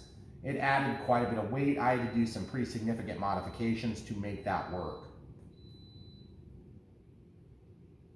And I still sometimes regret having done that, because it was a lot of work. But I also don't regret it, because there was no way we could have transported that thing. It was so long. This is a much more manageable size. We could barely transport that thing even with the nose off. Yeah, we had to have the seats down in our Traverse. Yeah, it's cooking.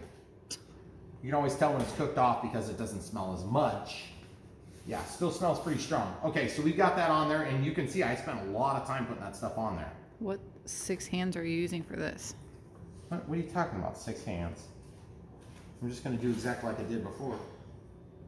See, now they're taped together, so it should just go straight okay, through. that does help. Okay. Now I'm just going to ram it in the hole. Just ram it in the sticky hole. Why is it already sticky? That. What? I know, it sounds horrible. She's cringing, and she's It's a good thing people don't ever see me. What you're cringing for? Get in there. Holy crap, we're balls. Close. Goodness gracious. This is gonna be stuck together pretty good. Yeah. I'm just trying to figure out where to push so that I don't crush any of the foam. Oh yeah, there we go. That is not gonna let go, but the thing is I don't want a gap like it's got now. You see the gap, guys? That stuff holds so good. So I have more of that mucilage coming, guys. And 6 tubes of it. I'll leave it up to Hobby King to have a $100 minimum order for free shipping. So annoying. It's called Amazon, folks. Start adopting some of the practices that gets Amazon to where it is. Oh, but Brian, shipping is expensive. Yeah, I know, and customers don't like paying it, so hide that stuff. And when you buy 6 of the same thing, you're telling me you can't reduce the shipping? Anyway, that was annoying, because I tried adding a bunch of them. I think I put like 20 in the cart just to see if I could get the price to, you know, see where the break point was. What? I feel the lines on the decals aren't lined up. Were they before? What What do you mean they're not lined up? Where are they not lined up? No, on the other side. Oh, maybe you spun it a little bit. I think you were seeing things. You think I'm crazy? Just saying. No, it's fine. I could actually tape it, like actually tape it to stay together, tape it. Because the tape is going to, by the way, if you put tape on this and then you peel it off, you will pull the finish off. Just warning you because I did it on my last one. So what you want to do is if you're going to tape it, get yourself a pair of scissors. This is the trick I do all the time. If you guys watch my channel, you've seen me do it a million times. You're like, why do you do that? It's so stupid. Yeah, probably is. So I rip this off. Yes. And then I cut it like this. Then I cut off, you see these lines, guys? Look at this. See those lines? I cut those. Because those little rip lines, they make a mess. Sheesh. When you try to undo that tape. So watch this. This is kind of like on a UMX plane, right? An Ultra Micro from Horizon, okay? I'm gonna push this together. It's kind of nice. This is like an off-brand show, so I can talk about all the different brands I want. Okay, see how I'm kind of pulling that together? I'm actually kind of pushing this. You see what I'm gonna do? I'm gonna just stick this on here. And then I can go to the other side. Now that's gonna stay there forever, okay? Now I can go to the other side and I can do the exact same process. Now I can pull it tight. As I pull and make a lever, it's gonna collapse this side. So I'm gonna do the exact same process. I'm just gonna pull this out. Boy, we're almost out of tape on this, huh? You know, you're the only person in the world that cuts tape with scissors off a dispenser. I do that because those little grooves are going to be difficult later if you have to peel the tape off. Which, good luck doing that on foam. And I always try to do this with nice, not oily fingertips as much as you can avoid. Okay. See what I'm doing? This plopped down a little bit premature. Oh, you son of a gun. Yeah, I gotta get an exacto knife. I'll be right back. Guys, this is a sort of stupid little detail that's just gonna annoy you if you don't fix it right now. This is on top of other decals, FYI. See how it plopped down there, camera crew? Mm-hmm. We have to redo this tape. So what was the purpose of this tape anyway? This tape was just to hold the two together. And you remember how I was saying if you pull it off, it'll screw up your finish? Well, you're not going to screw up the finish because this is on top of a decal, okay? Except for there. So I'll show you what I'm going to do to resolve this. Get myself out of some of the hot water that I've created for myself. Oh, you got to be kidding me, guys. Okay. I'll fix it right now. I got myself in this mess. I can get myself out by complicating the solution excessively. Okay, see what I did? I pushed it down. Now I can tape this back just because I didn't want a stinking bump in my stupid tape. Hon, hold the top of that, please. Push down pressure. Up here? Push right here. Up here where my... Did you see where I touched? Right there. Hold still. Then that holds it down, and what I can do is I can just stick this back on. Guys, that was embarrassing and stupid. Sorry to waste your time, camera crew. Okay. So while we get the piece of tape applied. Okay, let go. I got it now. See, and even with that. Oh, that's so frustrating, guys. So now you can learn from my screw up. That's still gonna hold it, but I'm just like OCD here, so now I have to finish the tape joint.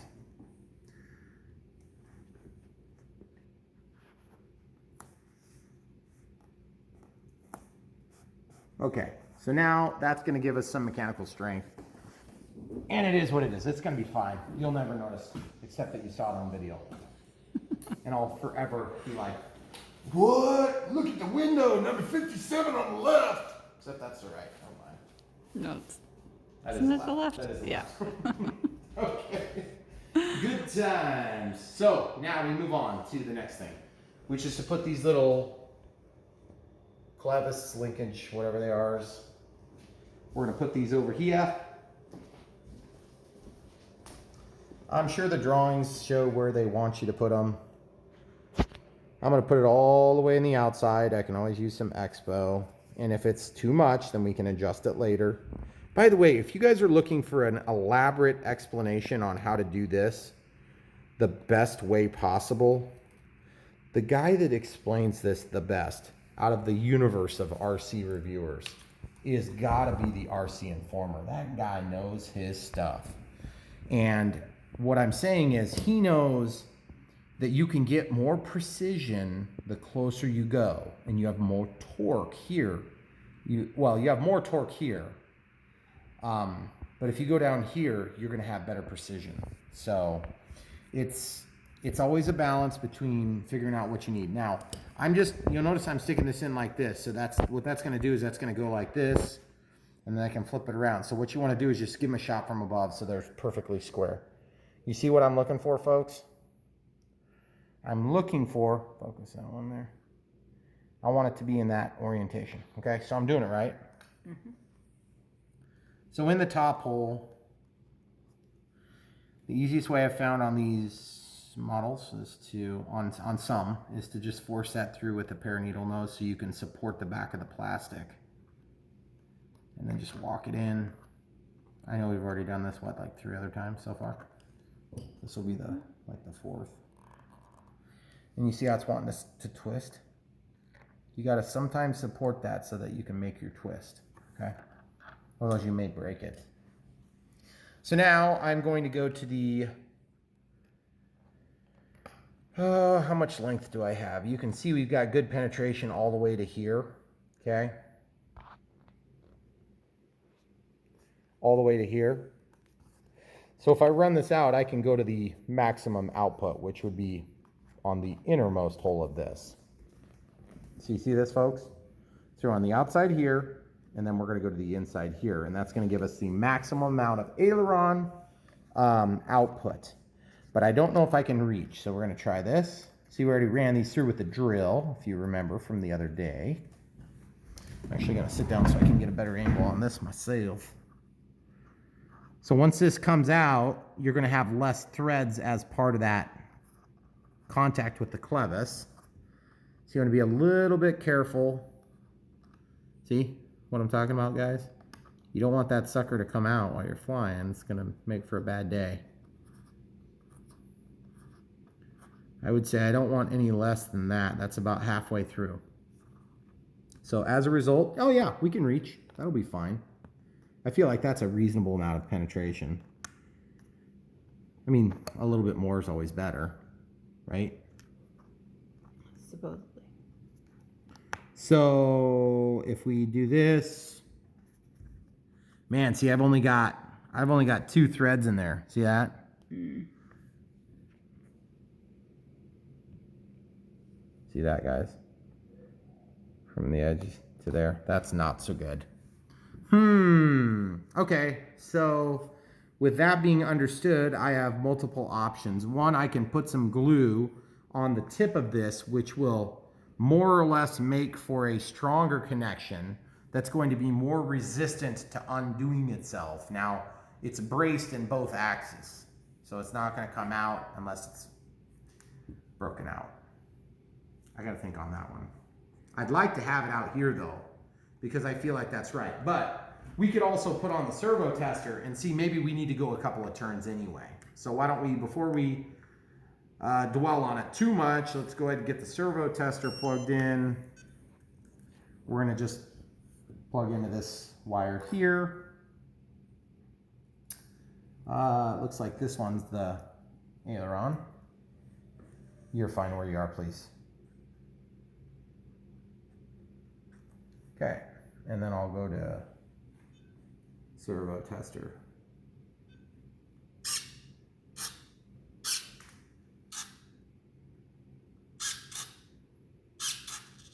If you press it twice, then it'll do this test, which is nice to kind of get an idea of what's going on. You got to remember, though, when you're, this is just a static test, okay? When you're flying this plane, this thing is gonna be blowing through the air and there's gonna be load on here. There's gonna be actually weight being applied to this control surface. It's going to be trying to yank this out, okay? So like, you could simulate that to a certain extent. See that? See how it overloaded it?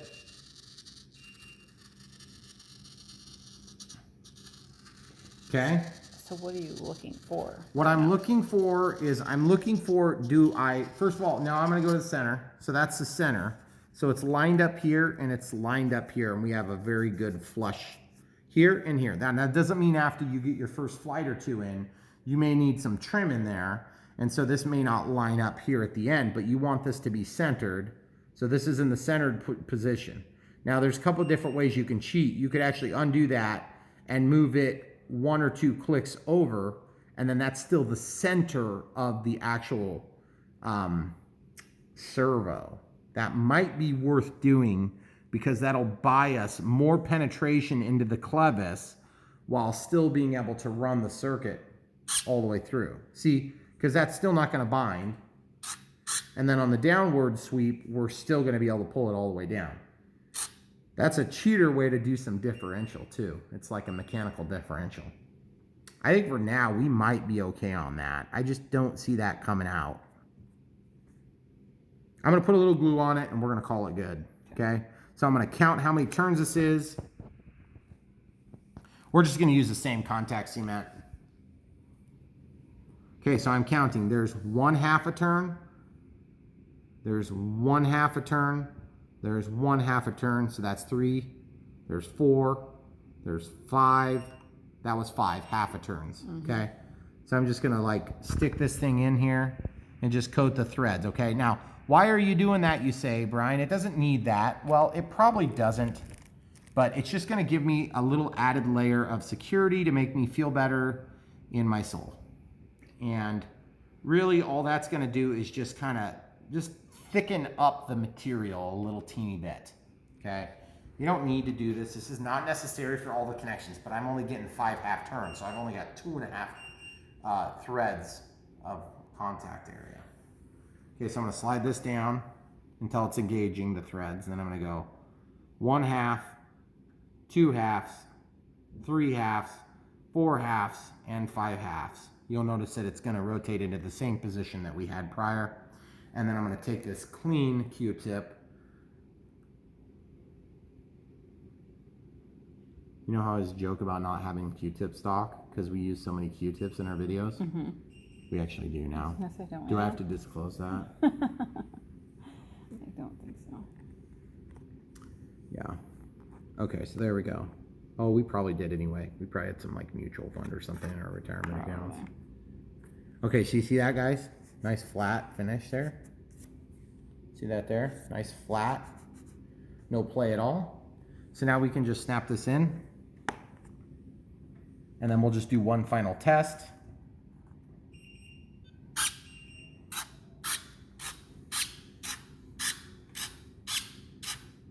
I'm also looking for binding here, okay? Show the people what I'm talking about right there. I'm just looking to see that this binds, or doesn't bind rather. Give them a really close up so they can hear that. Did you guys hear that?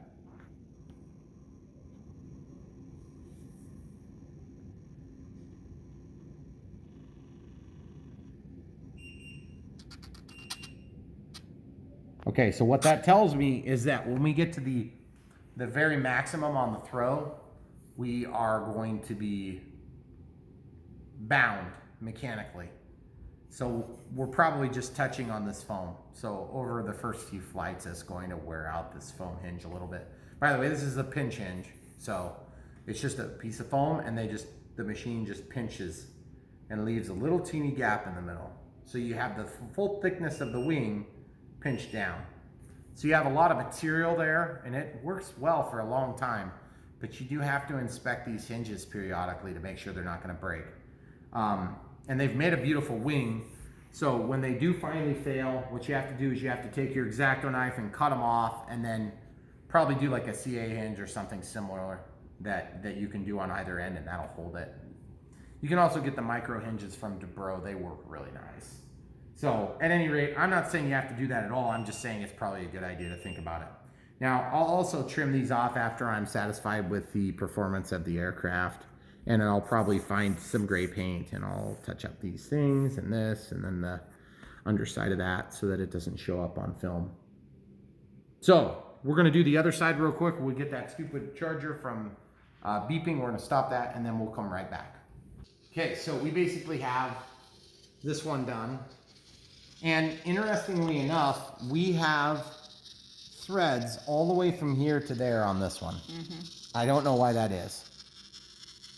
By the way, we also looked at the instruction manual page and it suggested that every one of these servos is standard, which means that they are not going to be left-handed servos. They'll be right-handed servos, or they'll be whatever standard is, as opposed to reverse servos. Sorry, I probably used the wrong nomenclature there. That's important for you to know because if you need to replace a servo, they're supposedly all the same. Well, I don't know how they're all the same because if you look at the back of this plane, you have elevators, you have two servos. You see that? One of these has got to be reverse. Because if you had two servos that were acting on the same channel, then they would go opposite directions, not the same direction. Because those are on a Y cable. So that means somebody is wrong. Because if this servo was a standard and this one was also a standard, this would be mounted the other way. It would actually be like over here. It would be here so that they would act in the same direction. Okay, so just keep in mind, not everything you read in a Chinese manual is right. I'm sure you guys all knew that. Especially in the patent section. So this one's done. So we're at the point now where, okay, so I'm gonna walk that to the center, I'll unplug it. Now everything should be centered and ready to basically get together, which is really exciting because that means we get to see this beautiful plane all together. We obviously aren't gonna do any more radio setup until we get this all physically attached. So the next step is to basically put the wings on. I've been dragging this process out in my typical manner of making everything as hard as possible. And it's actually been really easy. So, I don't know, I'm just waiting to get burned. Okay guys, so pay attention to this. I want to show you something. Make sure that this wire, it comes out here on the top, doesn't get caught up on that landing gear, okay? Whoops, sorry. You guys see what I'm talking about? Okay, got it. So then this controller is for all your lights. It's going to be a real pain in the neck to wire up. There is an input for auxiliary channel. I believe what that does is that is like for your landing gear, okay? Then this is your input for voltage, which comes off of one of these BECs, okay? So that's going to provide your power for the light circuit. And it looks like this might go over to your receiver to provide power for the receiver also maybe. So I'm not sure exactly how that's going to work, but that would work. Then on this wing, we're just going to lay these together so that we can bring the fuse to it. You can see the way that the wire on this one is nice and flat. My other one was kind of tangled up. Okay, so that says RT for retract. Okay, this is stuck in here like that so that the heatsink is pointed downward. That's fine. This is stuck on here. I'm not really sure if that's the best place for that because this ESC should really be by the vent, if you ask me. This has Velcro on it, okay? So that's actually really nice. See that? So they pass this wire through there, which I just don't know what's more important. Wait, I do. It's the ESC. So I have to kind of make some decisions here on how I want to situate this. See this part, this is the ESC if you haven't already seen it. 40 amp with a built-in UBEC, okay? So you'll notice one of these has all 3 wires attached. These have all 3 wires attached. So what that means is that your receiver is going to be receiving power. Oops, look, sorry, that was the aileron. The receiver is not taking power from these U-backs, okay? I don't know if that's a good move or not. Oh, look, here's another. Nope, that's the main U-back. So we're providing power through this. This is a uninterruptible power supply or U-back. No, U-back. Sorry, what am I thinking?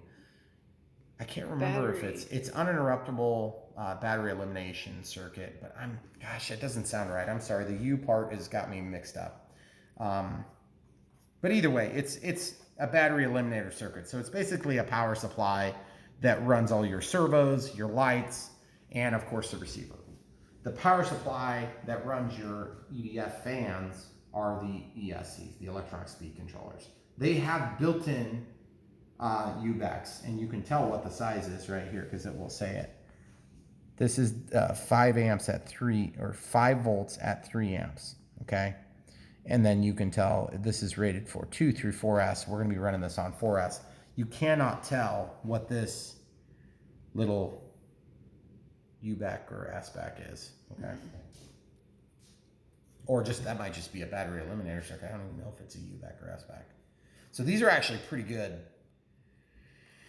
But because there's 2 of them, people sometimes freak out and they're like, oh no, I don't know if I want those, you know, because they might compete with one another. I'm not sure. I've had people say they won't work together. I've had good luck doing it. So I don't know. I'm just not sure what to think. There's a lot, when you get into the hobby world, there's a lot of opinions. And, you know, I'm one of them. I've got opinions just like everybody else. But, you know, sometimes opinions aren't right. So, I don't know. I just kind of go with what works. So, if you don't want to depend on this little controller, this little power supply to steal power for your controls, you could unplug it. I'm going to unplug this and untangle these wires actually while I'm thinking about that, because you see how that pulls off of this one XT60. And I'm just going to plug that back in. It says right there, minus, plus, and then signal. So minus, plus, and then signal would go like this. It's probably hard to see on camera, but it says it there, okay? So the reason I lay all this stuff out and just make sure all the leads are accessible is just because, like, we could actually plug some of this stuff in from outside. It's gonna be a lot easier. So it's labeled A, so brown goes to black. So this is Hextronics, this is Futaba. That's what I was trying to remember the other day for the life of me on that video. On that video for the product that will remain unnamed. Yes. So you see brown to black, red to red, orange or yellow to white. Same thing here, brown to brown, red to red, orange to yellow, or orange to white. And this will be channel 1, I guess. They're claiming it should be channel 1. Also, I wanted to point out that they used a nicer XT60 style. You can actually undo the back of this and inspect the work if you want to, which is really nice. I'm not going to do that. I'm just going to give a good tug on them and make sure that they're solid. If they're not solid, I'd rather find out now. I'm looking for a solid mechanical connection. I realize that it could also be a poor electrical connection, but if it's solid mechanically, it's probably going to be fine on the electrical side of things. Now that one doesn't feel very tight though. So you can see, I'm going to show you guys a trick right now. If you take a Phillips screwdriver of the Chinese persuasion. Aren't they all? So you got this Chinese screwdriver. Watch this, guys. So when you get an XT60 like this, you can see that that's really compressed. See how it's very tight? Watch this. Take your Phillips screwdriver and you just kind of run it in there. You just ram it in the hole and just give it a walk both directions. See how it opened it up? I learned this trick a long time ago. And on these, you want to do it quite a bit because you want this thing to be opened up and really tight, because this is not something that you're going to, get in. another thought, guys, you can actually run this on 2 batteries if you want. You could have a battery for the left and a battery for the right. See how tight that is now? Mm-hmm. Oh yeah, buddy. This one, that one's already tight. We don't need to mess with it. But you could run this on 2 2200 milliamp 4S packs, which would be a little bit over the recommended size. I think they were saying 4,000 was the max. And then you could have a small receiver pack, and then you would have a fail-safe. But in my opinion, it just, you know, overcomplicates things. Do you agree? Isn't that your favorite thing? To overcomplicate things? Mm-hmm. Yes, actually it is. I take it back. That would be great. I had some people talking about differential thrust and all these other features, and I'm like, I don't know if I want to do all that stuff yet. We'll talk about that later. If we add flaps, then we'll do that later. Okay, just bear with me on that. So I don't know if I'm going to be able to do these connections from underneath the wing, so we'll just do our best. So obviously this is going to be where we plug our throttle in. Okay, so we have Futaba color code on both sides. So that's real simple. If we end up having to unplug this and replug it, I'll not bore you with it twice. Me or them? Well, you get the full experience. Oh, good. Yes. Oh man, that one doesn't want to go together very well. Okay, so that's super solid now. Super solid. Okay. And then of course your LED circuits and your retracts are the next thing you have to worry about. Now, the retracts are already inside, so we're gonna get these things out of the way. This is super exciting. By the way, got some new X-Acto blades. They are so sharp. It's incredible. And I love them when they're sharp. I've only stabbed myself once on camera. Right? Only once? Yeah, but it was pretty good. It was pretty, yeah. It was pretty good. All right, so this LED, that's glued in there nicely. Be careful. This one's a real pain though, because when you are putting your battery in, it's always something you gotta fight with. But it's in the spot where it needs to be, so I understand why they did it. I just almost kind of wish they would have just cheated it for it a little bit and just gotten away with it. But I know you scale aficionados are gonna beat me up for that, and that's okay. I deserve it.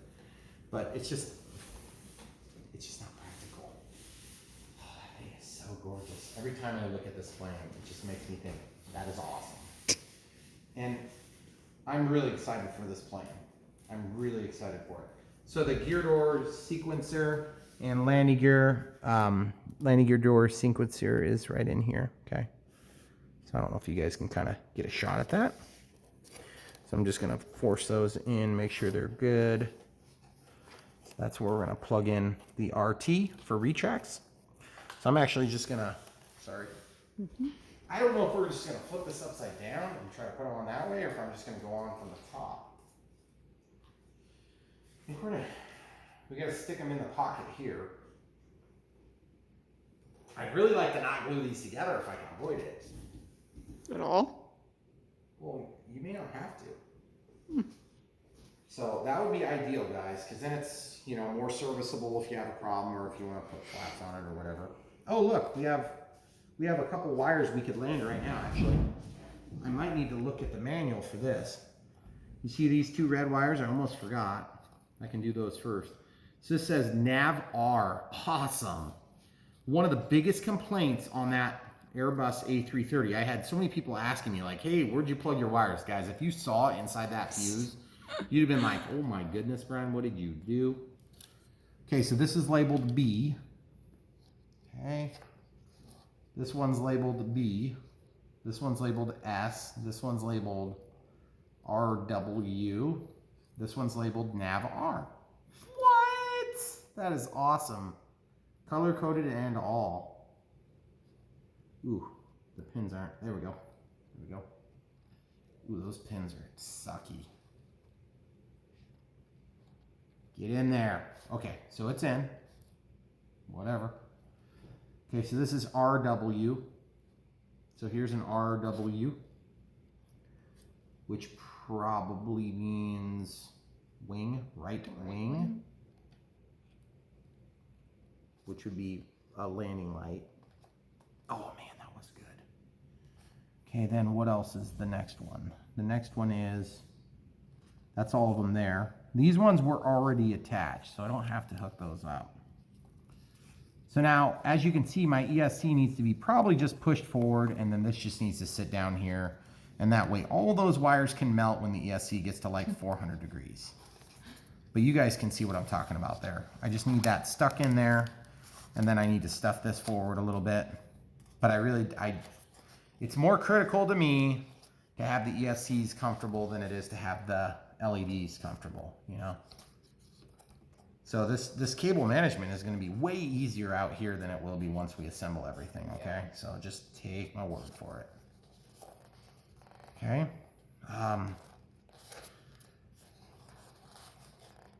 It's like too good to be true right now. There's no way it's going to go this simple. No freaking way, guys. But that is pretty good right there. I don't know if I can trust that. I'm wondering if I'm gonna have to do some surface glue just to hold these two halves together. I probably wouldn't have to. What holds them together otherwise? It goes into a pocket on the front. See? Yeah. And then on the back there's two screws that go up. I guess we're gonna try doing it without. We'll see if I feel unsure about it, then we'll glue it. Okay. So in order to glue it, or in order to do this, I gotta feed all this crap up through here so that all of these goodies have to come in through this giant hole. Luckily they made a giant hole, which we definitely did not have that on the Airbus A330. It was a very small hole, such that I had to cut it wider. You want to give them a shot of actually what's happening? Inside of here. Stay out of the way. No, I know you are, but if we're not filming it, it didn't happen. Okay, here we go. So then those wires have to come up through the center.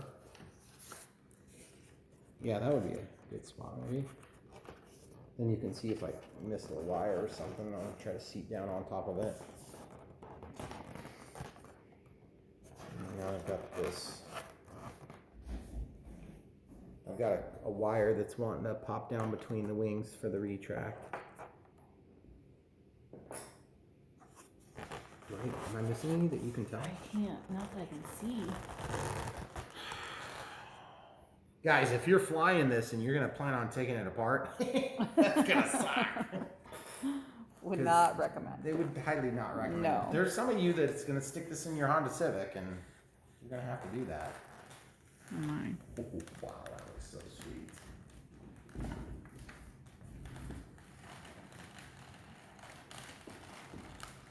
All right, so I have to figure out a way to like,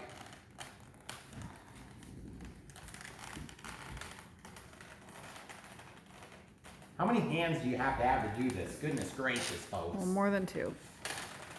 Well, if you had a camera crew that was helping you, you could have her, wait, except I have a camera crew that's filming. Oh crap, where did I put it? It's over there. Sorry, I thought I had it right next to me. Oh, this looks so cool. I'm so excited about it. Oh, wing spar. Yeah, that'll make it so much easier. And screws that I just threw on the ground. Okay, we're gonna pause and get the wing spar in. Okay, so we got the carbon fiber spar. Sorry guys, that was embarrassing that I forgot to do that. So it's pretty straightforward. You just stuff it in the hole until it won't go any deeper. And then you can just walk it back in on the other side. And of course I'm kind of doing this in a stupid way. But yeah, camera crew, hold the other side so I can push. Oh, okay. Okay, so now we're in. Can you watch your hand? So now we can just do exactly what we were doing before. It is a little bit less unwieldy now. Yeah, kind of holds Just because it kind of holds it together. Yeah. Okay, so maybe you guys stick it in your Honda Civic won't have as bad a time as I thought you would. It's still gonna suck if you have to take that apart every time. There's one wire that we're fighting here, and it's the wire that goes down to the LED controller. Ooh, that's gonna suck to get down to. Look at this, guys. That thing. Oh. Yeah, you see what I'm talking about? Is it short? Those are easy. It is short, but it's okay. We'll be able to get it now. I just don't have to take this apart. Okay. So now I'm going to visually inspect some things. Everything is in there solid. I had some people saying, you know, like the AL37 is so much better. And it's like, guys, you don't know that because this plane is new. Like it just came out. It's only been out for like not long at all. So I'm being harassed. are the kittens annoying you? I don't know. They think they need something. But anyway, my whole point is, yes, the AL37 is awesome, and I want one. So motion, just seriously, what are you waiting for? But at this point, I love this plane. I love the size. Look how small this thing is. It's not really that big. I mean, it's essentially a 1200 millimeter plane, or was it 1300 millimeter?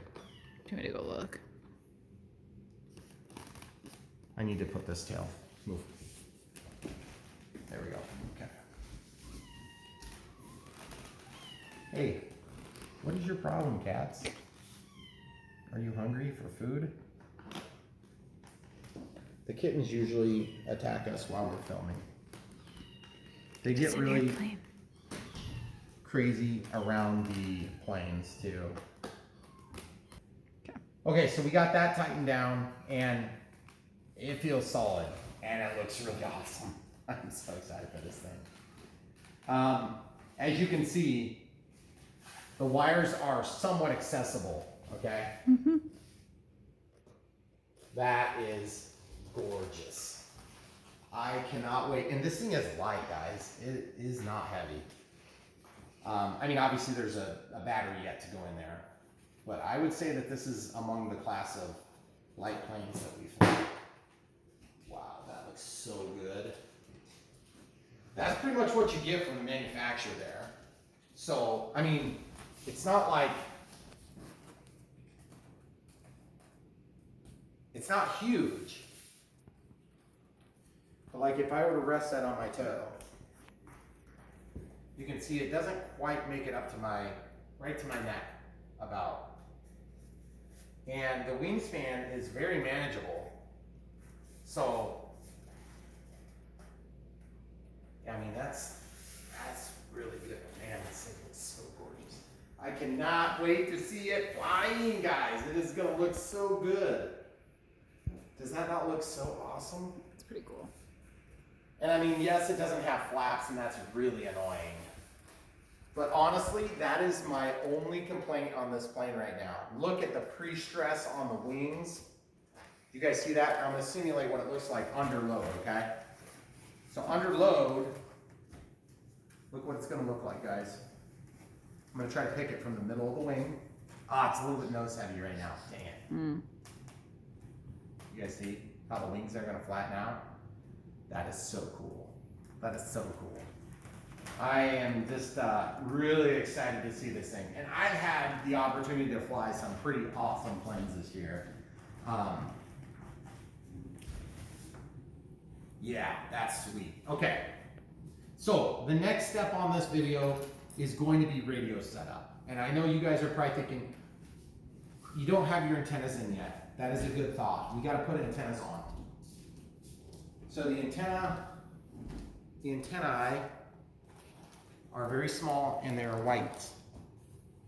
And they are such a minor side detail, you know, but man, they add a lot of character. Thank you, camera crew. Mm-hmm. Sorry, I have all these receivers and everything in this box because we've had it sitting here for a week. You can see there's 4 of them, 1, 2, 3, 4, okay? Didn't I have to make another one for the 330? Oh, what was that? This does tell you how to hook up your lights and everything. I guess technically that would be part of the, I would call that part of the radio setup. What would you call it? Well, you got to put the receiver in, so. No, they don't plug in the receiver. Okay, so you see the antenna, there's one that goes there. I believe they're all exactly the same. So as you can see, there's 4 of them. And they do appear to be exactly the same. Okay, so that simplifies things a little bit. So we're gonna glue them in right now.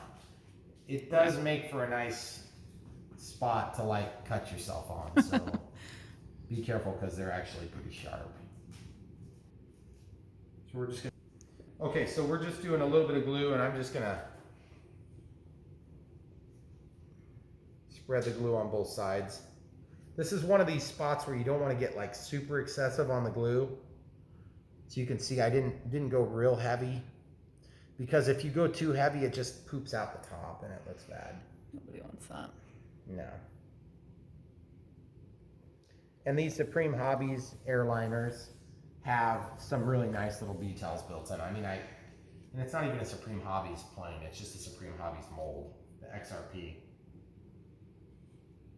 But everybody thinks they're Supreme-Hobbies anyway, so whatever. I don't know if they just like went belly up or what the deal is. It's kind of weird. I don't know. Maybe like everybody got sick from Corona or something. I'm not sure what the deal is. I don't want to be insensitive, but I mean, it was in Hong Kong, not in Wuhan. This one's kind of glued, like it doesn't want to fit down in there, so I'm hoping that's actually one of the spots. It is definitely one of the spots, by the way. So the pocket is collapsed at the bottom. So you see how it's wanting to push it out? Mm-hmm. I may have to take the X-Acto knife to that a little bit.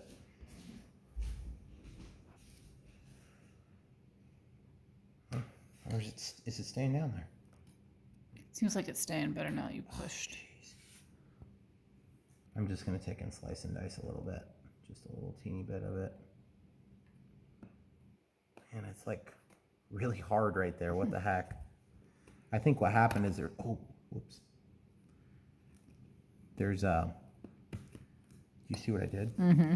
Yeah, it's actually not a big deal because I can just glue it back together right now. Yeah, That's okay, all better. that's all it was. Yeah, it was fine. Okay, so we're good there. Oh, it's in there good now. Mm-hmm. Nice. Yeah. Okay, so you guys saw what I did there. I slipped the knife down in and I think there was just a little bit of the glue that the manufacturer had used, and it was really, really hard right there. So it was not letting it push all the way down to where it needed to go for the correct level of penetration. And you definitely want to ram it in to where it belongs.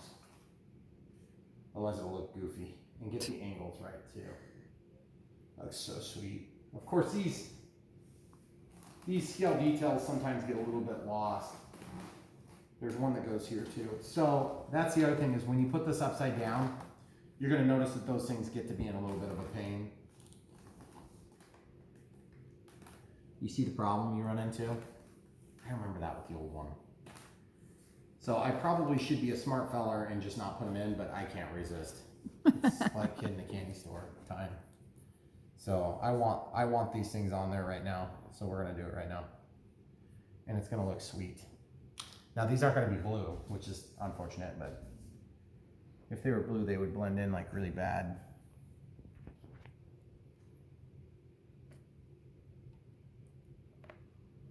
You know what? I could probably color them with a blue marker. Where's the other one? Isn't there one back here too? I thought there was another one in the back. I can't see where it would be. I don't either. It's kind of weird. Oh, by the way, that one in the center comes out. I would look at the box, but there isn't a picture. It doesn't really show on here either. Well, I thought there was another spot for the antenna back here, but I can't remember. So maybe they should give you one spare too. It could be. I doubt it. Don't give me a spare. Is there there wouldn't be a third one on the top, right? You know, if there is, it's not evident to me. I mean, that might be just kind of all it is. The antennas on these airliners are actually a little bit different than that. So, but I still think they look sweet. So I would actually like to have one more on the bottom, and it should be about here if I recall right. But it's been a while. So I'll have to look at that. I'll research that a little bit. That looks so cool though. Can you get it all in one shot? Yeah. Because it's If you hold still, I can. reasonably big. Yeah. I can see the whole thing. Does it look good? Mm-hmm. Yeah, I that's think cool. Good. So basically next up, guys, we are gonna work on radio setup. We're gonna work on getting everything landed. let's see how bad it looks inside of here now that we've kind of got everything done so far. Obviously this one's going to get plugged in down there. So for now I'm just going to leave that kind of out of the way. We got the retracts here are going to plug into these two. Why don't we just plug in what can be plugged in right now? And then the radio setup will be like its own thing. Okay, so this is A, so that's going to the radio. This is power, that's going to go to the battery. Sorry, I was trying to not bump things. This is RT for retracts. So we're going to plug those in real quick. You're going to need, can you even see what you're seeing right there? Because I just can't stand right. You know what I need? Forceps. I'm going to get forceps. Okay. We'll be right back. So forceps or hemostats make this a lot easier. So the brown is going toward, it's always kind of tough to tell. These stupid labels always get in the way. Okay, so it's on the brown. Brown is to camera crew side. So then here's a retract. So if you have an opportunity to buy some forceps, you will use them extensively. They will be one of your favorite tools. So that's in. Then this one, the brown is away from the camera crew at the moment. Okay, so I want the black to go with the brown and the white with the yellow.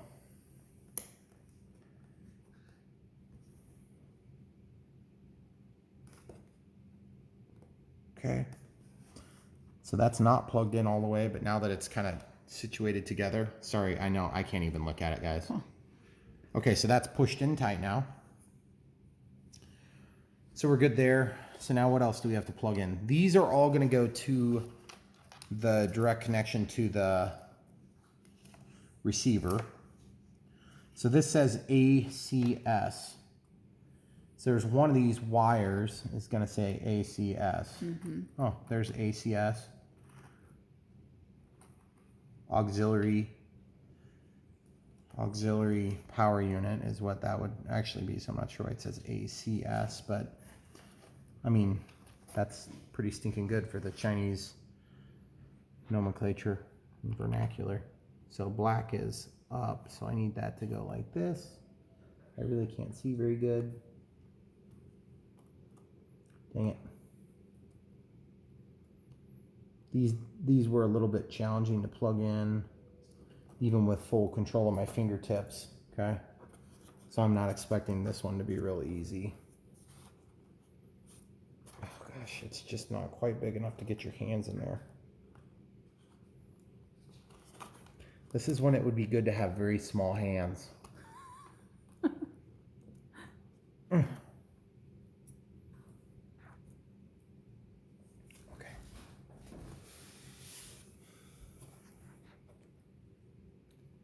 Okay, so I've got that clamped on there pretty good now. So now I might be able to rest it up against that balsa, or that's not balsa, that's plywood. Good lordy lord. Do you see how tight I'm holding that? Yeah. That's crazy. So I'm gonna really click that on there. Yep, got it. Okay, yep. So I clicked it down and then I was able to push up against the plywood. Then these two, of course, like I said, are going to the receiver. Be careful of this sharp edge here because you're going to ruin the look of it if you get too much wear and tear on that. Just a warning. It's easy to have that problem happen. That's Velcroed on, by the way. So then there's two wires that go up front. Those go up to the nose retract, and then here this one goes to this one actually goes to the receiver. So that's going to go to the controller for the sequencer on the landing gear doors and landing gear. Okay, so that's going to go to the receiver.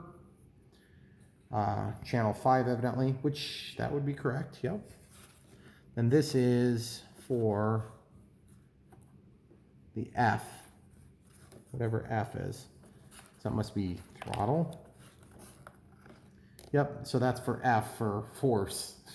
I'm not sure what that is. Forward. Yeah, forward. So there's those. Those are all going to go to the receiver. course, we have already discussed is going to go to the battery. I want to try to... The cable management's a lot easier if you get these things plugged in and not tangled in front and on top of each other. So do your best now. It's going to pay dividends later to get things under control, because otherwise it's going to just haunt you the whole time. Every time you go to use this plane, you'll hate it, because it's going to be a pain to manipulate all the wires and stuff. So like this, I might end up, you know, just more or less zip tying that together just to kind of keep it as one big unit. In fact, I'm going to do that now because that'll be an easy thing to do. I'm just going to use like a real small zip tie and some side cutters. We're going to hold that in place. See, it's not quite long enough wire to tuck down underneath. So even if we do end up ultimately tucking it underneath, I want to have it secured together. And then they'll just kind of sandwich in between. And the only problem with this solution is that you end up potentially, you know, translating a lot of heat from the connectors into this little BEC, which actually runs your whole plane's control system, stabilizer, receiver, whatever all you're going to use. LEDs, of course. The LEDs are a bit of a side note on these. Okay, so that's just going to make that a little bit tidier as we work. You don't need to move for that. Okay, then this is, of course, going to be your ailerons. So that evidently is channel 1. I'm not sure if that's right or not, but I think ailerons are usually channel 2 in my experience. But it doesn't matter. It's not a big deal. Okay, so everything else that's getting landed, I've got an S here. I'm not sure where S is. I don't see an S wire up in the front, but it says S there. You see that? And then I see B. So is that going to... There's 2 that are unplugged. Are they both? These are both from, and they're both, one says S, one says B. I don't know what the heck they're for though. I hope we don't have to disassemble all this crap to find out though. That's my concern at this moment. S and B. What would that be? Please. I don't have room. Go over there and then you can see. I'm going to plug this in and I'm going to simulate a BEC voltage. Actually, we already have power. We just have to plug in. Okay, so this is an IC3, which will plug into an XT60. It's just not always a good fit. Okay, so now we can look at the lights. Oh, that is gorgeous. Okay, so see this strobe? That's an S for strobe. So S for strobe. We've got the red light. This is going to be the B. Okay, so we know that. Oh, okay. So that one's going to go down to the B. The landing lights we're not going to see until the receiver is integrated. This is strobing, as you can see. So that's sweet. I mean, strobe is awesome and it looks really nice, but also a solid white light would be a lot easier to see when you're flying. All right, so that means I got to figure out where the S is. So I evidently either missed it or it's still in here floating around somewhere and I just don't see it. So we'll unplug this. I'm going to search, do a little surgery to figure out where that is and come right back. All right, guys. So we got the LEDs working. That looks so sweet. Got the beacon on the top, the beacon on the bottom, and yes, I believe you can adjust the speed of the flashing, and you can adjust the speed of the strobes on the wingtips, and then you can adjust the strobe on the tail, which you'll notice is out of sequence with the front, which is just the way it would be in real life. Awesome. I think this thing I'm gonna have to paint that or color it blue.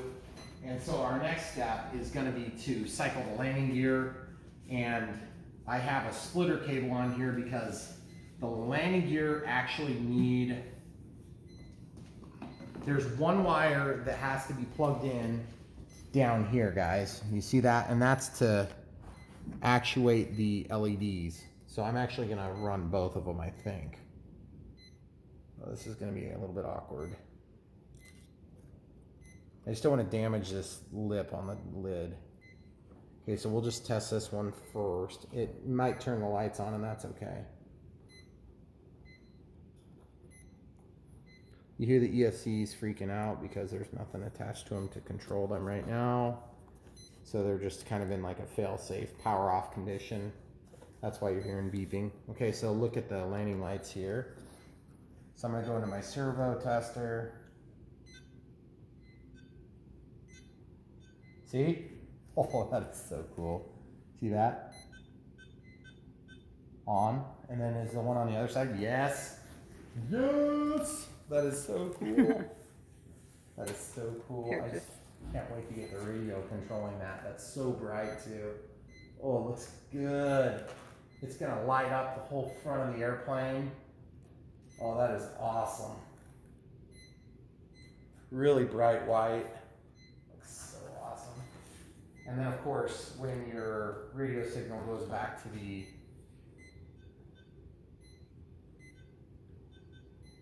okay, so I'm just going to turn them on and off. I've got it on a sweep now.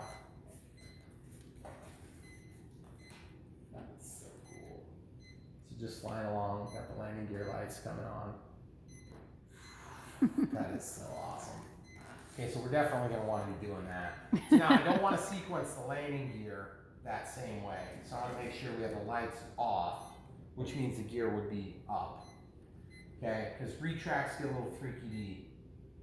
The other thing is we are using a 4S pack for this. Okay, so landing gear are set up as one of these. There's 1, 3, 4, 5. I think 5 was the landing gear because that goes straight into the sequencer. So I need to be a little bit careful that the landing gear doors don't pop open, which they did. Luckily there's only nose gear. Okay, so on my last Supreme-Hobbies, this was a point of contention for a lot of people because they couldn't figure out how to get them to work right.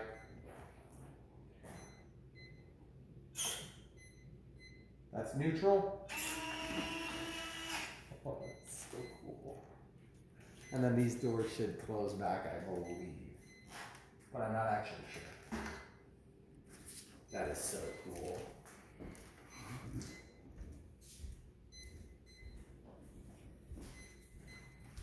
That is so cool. I'm loving it. So I don't know if this thing is going to close back or not. I'm not 100% sure how this one works. But you would stand to reason that the door would close. So I don't know if maybe I have to cycle it twice or something. There's probably some stupid process you have to do for this. Okay.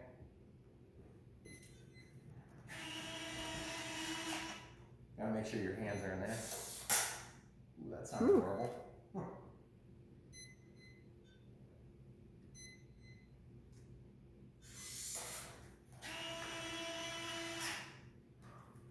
So there's probably a setting on there where I can go ahead and have this door closure close after so many seconds. Because I would like to leave it, I would like to have it close. Okay? And the way you're going to do that is on this controller in here. I'll just lay this off to the side very carefully. You see this? There's your gear door sequencer. The gear and gear door sequencer. Ooh, you gotta be careful the way you pull those things off. It's just Velcro. But the Velcro is as expected. Yeah, it's actually stuck on there pretty decent. So I can pull it. So you don't pull the backside off. So you don't pull the backing Yeah. off. Yeah. Okay, so if you look at this, guys, of course, there's no markings on there at all whatsoever. But probably you just have to type 1, type 2. Okay, so we're just going to try it both ways right now and see which one does it. Camera crew might have to actually help me with this because I have to be holding this up while I'm not going to run this. I'm just gonna lay this in here. Actually, that'll give me a little bit more flexibility. And this, of course, will all be done with the radio system too. So I'm gonna just switch this jumper over to the other jumper. Now we'll probably have to cycle it for it to work. So we'll go cycle, cycle. Okay, so you'll notice that that was fast acting on the door, okay?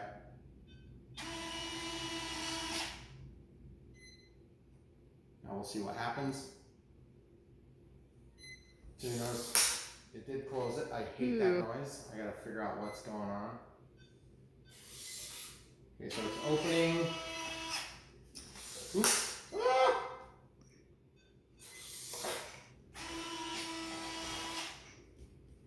There's something catching. Yeah. That's not good. Ah!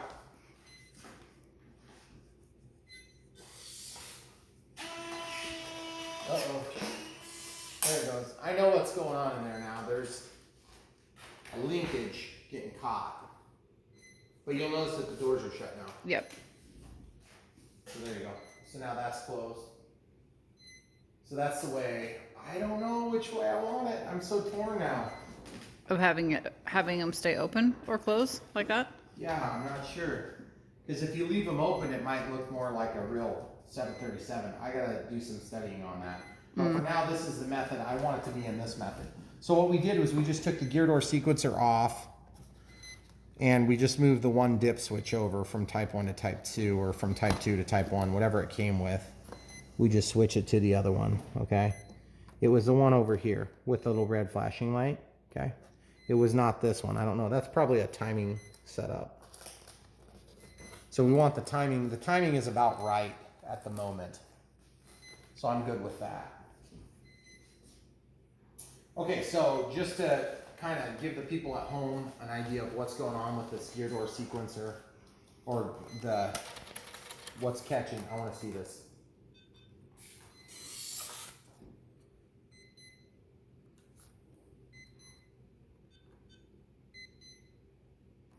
Oops. It went back into a sweep. So that's gear door down. Sorry, camera crew, I'm trying not to block your view, but I gotta make sure this doesn't break itself. You see that linkage up in there? You see that linkage? You see that? Yeah. I think that's getting caught on itself is what's going on. Because you see how there's a screw going all the way through it? I bet you anything that's what's going on. Is that linkage that's sticking out like that is catching the black plastic piece that's supposed to slide up and down this, okay, on the bogey.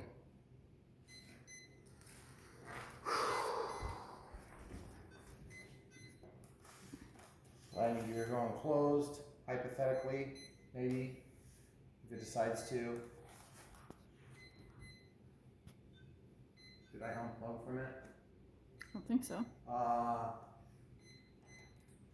don't know. Did I? The lights are on. The landing lights are on. Mm-hmm. Now they're off. So that's the other extremity. So it should be cycling. So we're going to power cycle this.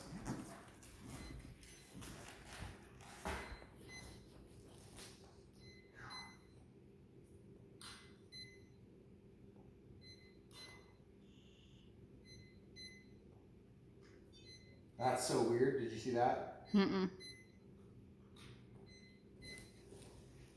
It stayed on when I unplugged the power. Oh, I saw it stayed on. So we must be getting Is it- power from the other side,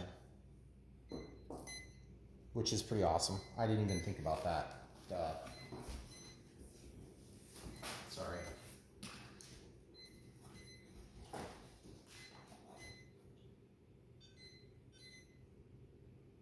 You see it's not doing anything. Yeah. I'd be lying if I said I've had this problem before, because I have had this problem before. I just don't know exactly what's going on right at the moment. So the way I'm going to resolve this is going to be a pretty straightforward one. We're going to power down and power back up. And just hope the landing gear don't collapse on themselves, which is always a possibility.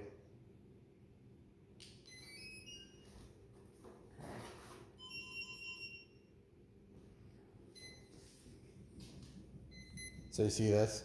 See that's at 4 volts.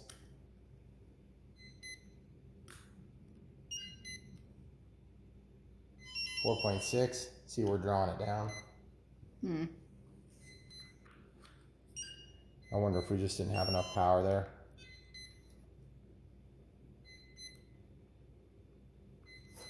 Oops. Okay, so I'm going to go into servo test. Now we're in the middle, which is not a good place to be on the retract because you want to know which side you're on.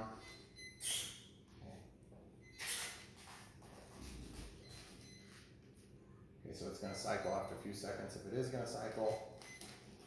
Okay, so we're in the open.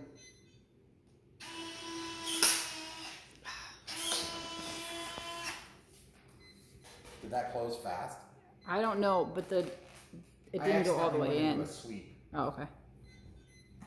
Oh, dang it. Sorry, guys. There it went. Gosh, I hate that. No kidding. That's going to be scary when you're flying.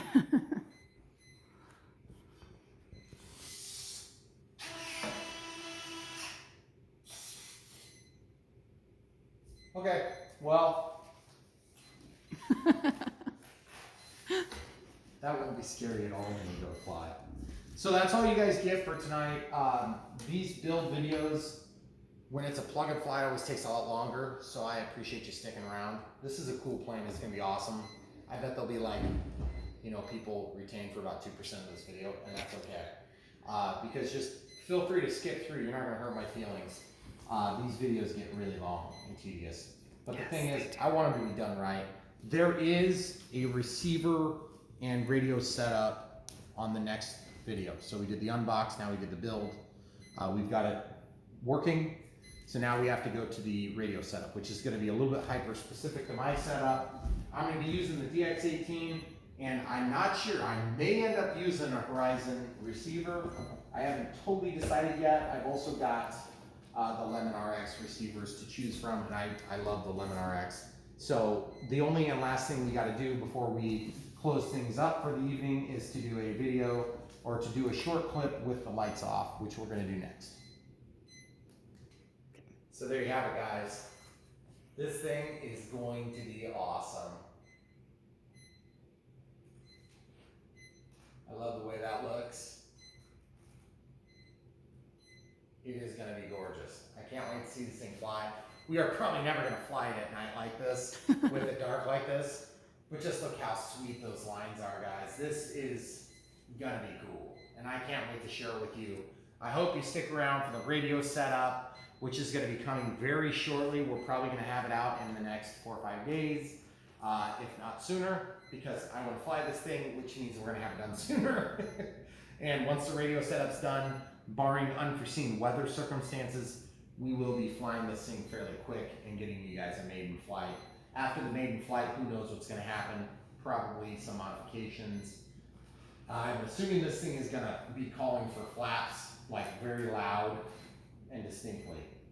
But look how sweet that is. If you haven't already, subscribe to the channel, click the bell for notifications. You guys got to know when this happens because it's going to be awesome. If you want to buy this thing, please check the description.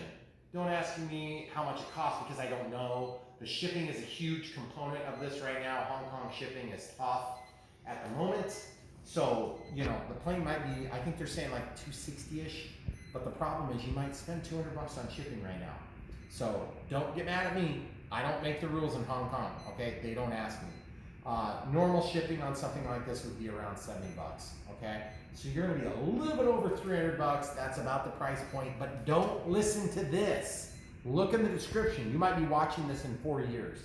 You might be watching this in 10 years.